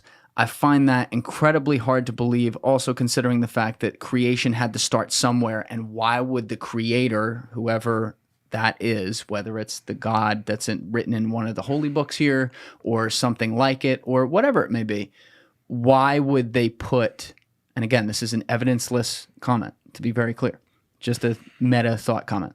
Why would they put the only life so many infinitesimal layers away from where they exist? I find that almost impossible. I think you're over-indexing on the pocket that says we're nothing but dust and ashes. And how do you figure? You're saying that we should have humility and say that it's impossible for us to be the pinnacle of creation. Well, who knows? Maybe you should have the other pocket that said the whole universe was made for you, not just humans. It was made for you to do some grand mission. That's the notion of these two pockets. One is I'm nothing. I have to have humility and be humiliated sometimes and make blunders that lose me the Nobel Prize. The other one, I have to say, this is cosmic feast, a buffet of infinite variety that's made just for me. And for me to extract pleasure and happiness and make other people happy and extract pleasure for them. So again, what if I said to you— Do you think a guy like Grusch is making it up then? Who? Grusch? Yeah. I really have almost no knowledge about him. The stuff that I've seen from American Alchemy, from what's his name? Is it Mitchell? He did an interview on a podcast called American Alchemy, who I'm in touch with. Jesse Michaels or Mitchells. Yeah, he's in LA. I'm supposed to see him sometime. Anyway, he did there are bodies inside and stuff like that. The more precise that you make something, like in other words, I say, Julian, I saw a car go by today, and it was a yellow car. You'd say, okay, well, that's high probability. And then if I say, and there's a Trump rally down the street, and I saw on the back of the car, it had a bumper sticker. It said Trump 2024. Which do you think is more likely to have happened? You just don't know anything else about me. I'm just telling you there's a Trump rally, and that's true. And I saw a yellow car, or I saw a yellow car with a Trump bumper sticker on it going towards the Trump rally, which is happening right now. Which one do I think is more likely? Yeah, which would be more likely to you? Well, if we know for a fact that the rally's happening, then yeah, that's technically more likely. No, the more restrictions you put on something, the less probable it becomes, not the more probable it becomes. What do you mean? The more kind of boundaries and conditions and specificity that you put on something. I'm talking about the rally itself. I know that, but that could be completely irrelevant, right? It could be just a yellow car. Do you admit that there's more yellow cars in the world than yellow cars with Trump stickers on it? Yes. So why would you think just because I gave you some additional information, that was really to distract you? It's I think we're saying the same thing here. Keep going. You're saying it's more likely that I saw a yellow car that had a Trump sticker. No. Oh, you're just saying that it had I'm saying it's, I think I answered your question wrong because now I may understand it better. Yeah. But what I was saying is between the two events, the rally happening or someone seeing a yellow car with a Trump sticker, which one's more realistic or which one's more likely? Well, I said, well, it's 100% we know the rally happened. They might have seen something wrong if they saw a moving car with a sticker that they maybe didn't see. Well, it's hard for me to parse exactly what we're talking about, but I'll say this. The more conditions you put on something, the less likely it becomes. Just like I said to you. Sure. If I say you weigh less than 1,000 kilograms, it's much more likely that that's true than you weigh 104 kilograms, 0.237 grams, right? Yeah, okay. Yeah. So the more restrictions you put on, the less probable. So if I put more and more restrictions on things like the origin of life and then how did conscious life begin and what properties are required for life to exist, if you look at all the things that had to conspire for us to be here having this podcast right now, there's probably, trillions, if not an infinite number of things, each one of which had almost infinitesimal probability, just Flap of a butterfly's wing. Oh yeah, flower. Well, just look, there are 400 million sperm brethren that you and I beat out. Okay, we kicked them out. That's 1 in 400 million shot, right? Literally. I think it's 4 trillion, right? No, it's 400 million. It's 400 million. Yeah, I don't know about you. You seem young and only- virile. I don't know. There's only a 400 us old million guys, shot? only Wow. us old guys. We're talking about 400 million sperms. Interesting. So we beat it out, right? So just looking at that, it's right. So any given configuration of probabilities that had to come together is almost zero. But if you start speaking in generalities, the problem comes in, and this is just the fallacy that Joe and Carl Sagan and others are succumbing to, who really believe it. I actually don't think Carl Sagan believed it. You don't think Carl Sagan believed there was life? I don't think that he would say, well, belief was important to him. It wasn't at all. He would say evidence. So he would say there's no evidence, but there's possibility for it. And so that's where this thing about Mars being next to Earth came in. That's why I brought it up. So if you can't say, again, this didn't prove that life only originated on Earth, the fact that Mars doesn't have life. But if you put a whole bunch of these things together, if you said no star within 70 light years of us has any evidence for extraterrestrial intelligence or life or anything like that, then you say, well, it's only 70 light years within a Milky Way that's 100,000 light years. Okay, keep spreading out. There are people that do these calculations, and they find the following statistics. And these are people that believe, or if you like, want to believe that there were and are aliens in the universe, civilizations, technological, which I think there's certainly no evidence for any of this, right? I mean, that there are evidence for alien planets. Let's say Grusch is right. Evidence that you've been able to see. That I have been able to subject, or has been subjected to, a scientific rigor commensurate with the scientific method that I practice and my colleagues practice. That's right. Even Grusch doesn't say that he saw it. He says that he knows the people that saw it, right? I'm not denigrating what he says he saw or what he believes. He's certainly more of a hero than I am on a YouTube channel. But for him to come out and say it at great risk, et cetera. But it's not evident. It's not scientific. It's not replicable. It's not falsifiable in the same sense, right? He's saying that people saw it. So I can say that some people said they saw stuff that didn't, I don't have his security clearances, obviously. But look at all these different things that have to come together in order for life to exist on another planet, and for technological life to exist, and so forth. And I start to think, besides the visitations from Earth, is there any other, which is disputed, right? Nobody's saying for sure Grusch is right, or Sure. I have it on Ryan Graves, the pilot who, with his colleagues witnessed certain phenomena. Yeah, I think he saw DARPA weapons on that one. It could be. Yeah, he's a very interesting guy, and he's doing good work. And it's kind of like global warming stuff. Like, even if you don't believe global warming is truly happening and it's caused by human beings, reducing carbon emissions will have some benefits to human health and pollution and ancillary, right? So even if Ryan's wrong and they saw DARPA stuff, it'll make the lives of pilots and commercial airline travel and so forth much safer. But I'm really straying far afield. Let me just say this. For us to believe that there is visitation by advanced extraterrestrial intelligences requires a host of different things to have occurred, all of which would make me incredibly excited as a physicist, because it would allow me to short circuit maybe thousands of years of evolution as a scientist. It would just be like, string theory's wrong. Sorry, move on to something else. Put more money in cosmology. There'd be so much advancement in technologies. So physicists have a confirmation bias of a vested interest in this being correct. But look at some of the biggest doubters of the extraterrestrial intelligent hypothesis.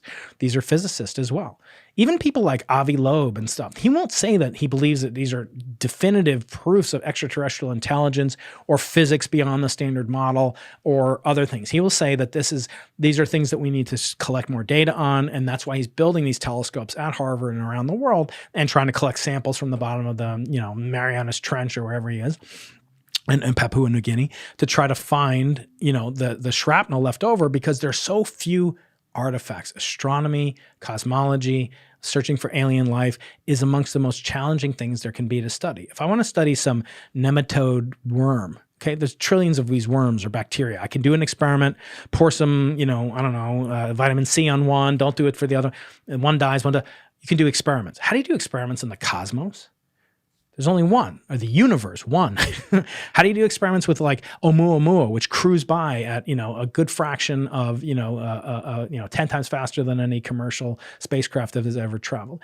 You can't. It's a one-time only thing. It makes what we do so hard to do. And therefore we project onto it what we want to see. And that's the cardinal sin of a scientist.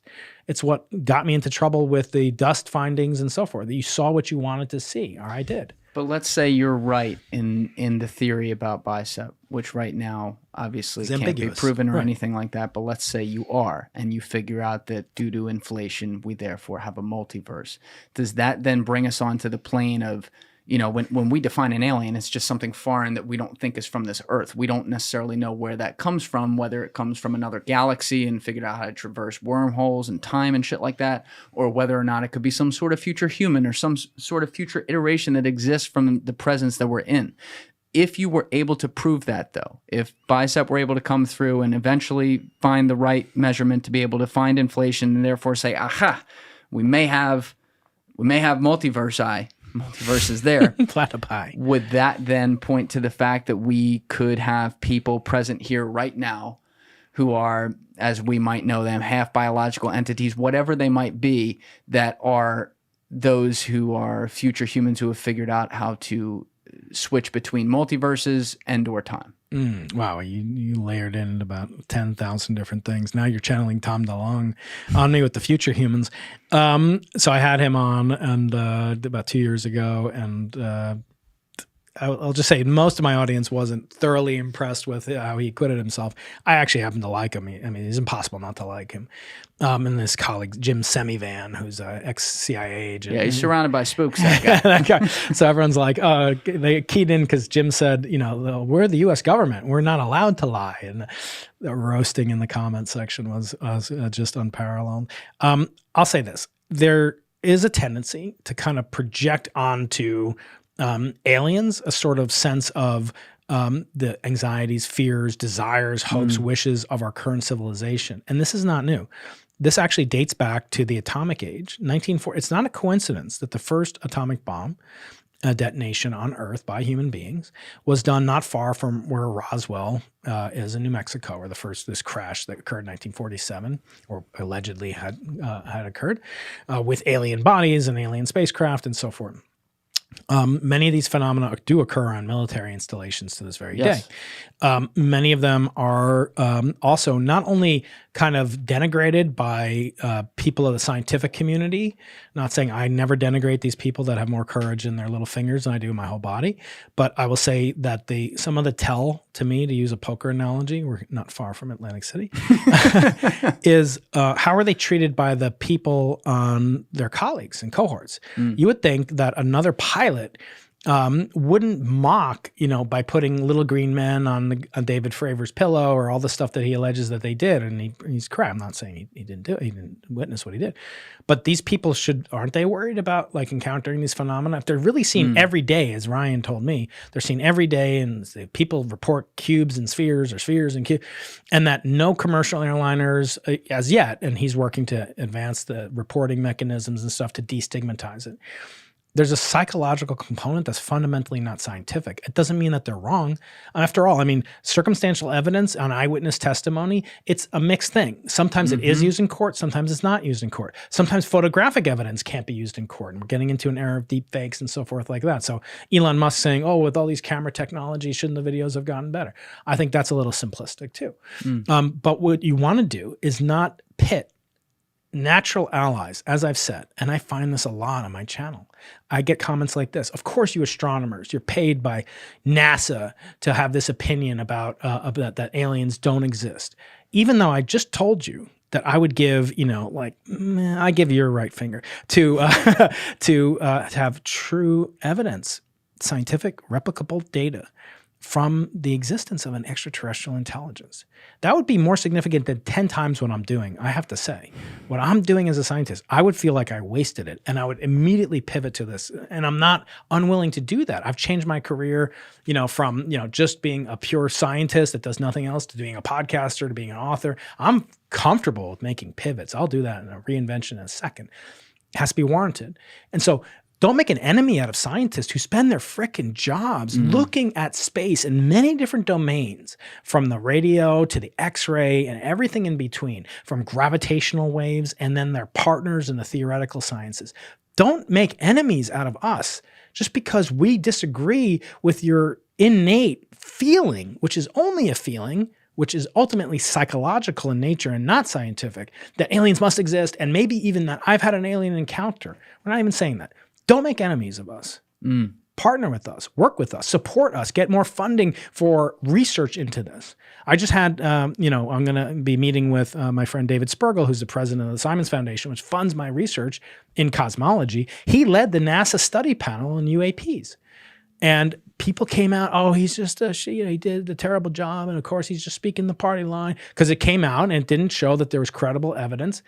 Even they didn't say that there's no evidence for it. They just said that 90% plus can be explained by pedestrian means. And they gave multiple examples of these phenomena, from atmospheric effects to government, to spies, to drones, to DARPA, all these different things. They give examples, some of which are redacted and classified. And there's 10% left over. But that also doesn't mean, well, there's a 10% chance Elvis is still alive. You can't fault David Spergel. You can't fault the members of this panel, which are esteemed astronomers, physicists, military personnel. You're just fighting a losing battle. You should look for ways that you can get access to the data and then support them. And I'm not involved in that. That's not what I do. I don't do anything related to that other than host people like Ryan and Tom DeLong, and I'm open to it. But at a certain point, there's emotions run so high with this, and I think it has to do with the fundamental, almost quasi-religious belief. Yes, 100%. That we are not alone, because it's terrifying, Julian. If we're alone, isn't it terrifying? It's scary. Yeah. So I think it's that animates people. think it's and I'm scarier. sympathetic to the people that want to believe, but no scientist should ever say, I want to believe. They should say, I want more data. That's the thing, though. People aren't just looking for the truth. They're looking for the truth they want to be true. Yeah. And that's at the core. I try to separate all the noise with this whole topic. And there's a lot of different topics I do this with. But on this one in particular, it's like, yeah, it'd be mad interesting if there were a bunch of beings like fucking looking at us or living among us, no less, or something like that. But, I do still believe that it would be questionable to not assume that there's life out in that viciously long galaxy. But the evidence we could have for it here, if someone came up and showed me good evidence tomorrow that nothing had ever been here, I determined it to be like better than evidence I saw to the contrary, I'd take it. You know what I mean? Yeah. And that's just the nature of the beast. But listen, I would have a million other things that I want to talk with you about. Part 2, okay? We're gonna have to do that. This was an awesome conversation. We didn't even get to like consciousness stuff. We didn't get to any AI. We only just scratched the surface of aliens right there. So there is definitely going to be a Brian Keating part 2, but I know you got to go meet with the other Brian Green over at Columbia. Right. But before you go, where can everyone find your show? What's it called and what's it on?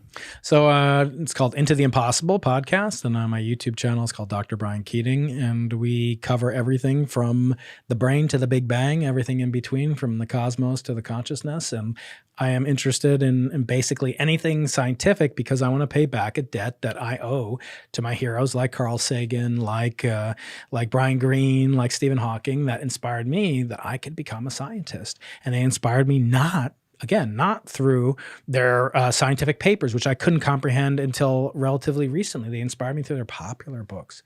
And I endeavored to explain it, never to dumb down. People say, oh, you're good at dumbing down. I hate that. I don't want to dumb down. I want to treat you with respect and say, I'm going to encourage you to have that stretch goal. Like I say, these podcasters with 3,000 subs get to 10,000. Give me something to inspire you. Give me a hook. Give me an in. Once you're in, you're going to get addicted. I promise you, because it's the best script ever written. And we just have to be actors that rise to the challenge to perform this play and the grandest spectacle of nature. You got a great way of putting things, man. I would, as I said earlier, I'd recommend the show heavily. It's an awesome channel on YouTube, so everyone go check it out. Brian Keating, thank you for being here, sir. Thank you, brother. All right, everybody else, you know what it is. Give it a thought. Get back to me. Peace. Thank you for watching this episode, guys. Please make sure you smash that subscribe button, hit that like button on the video, and if you want to check out another episode from the podcast, click right here.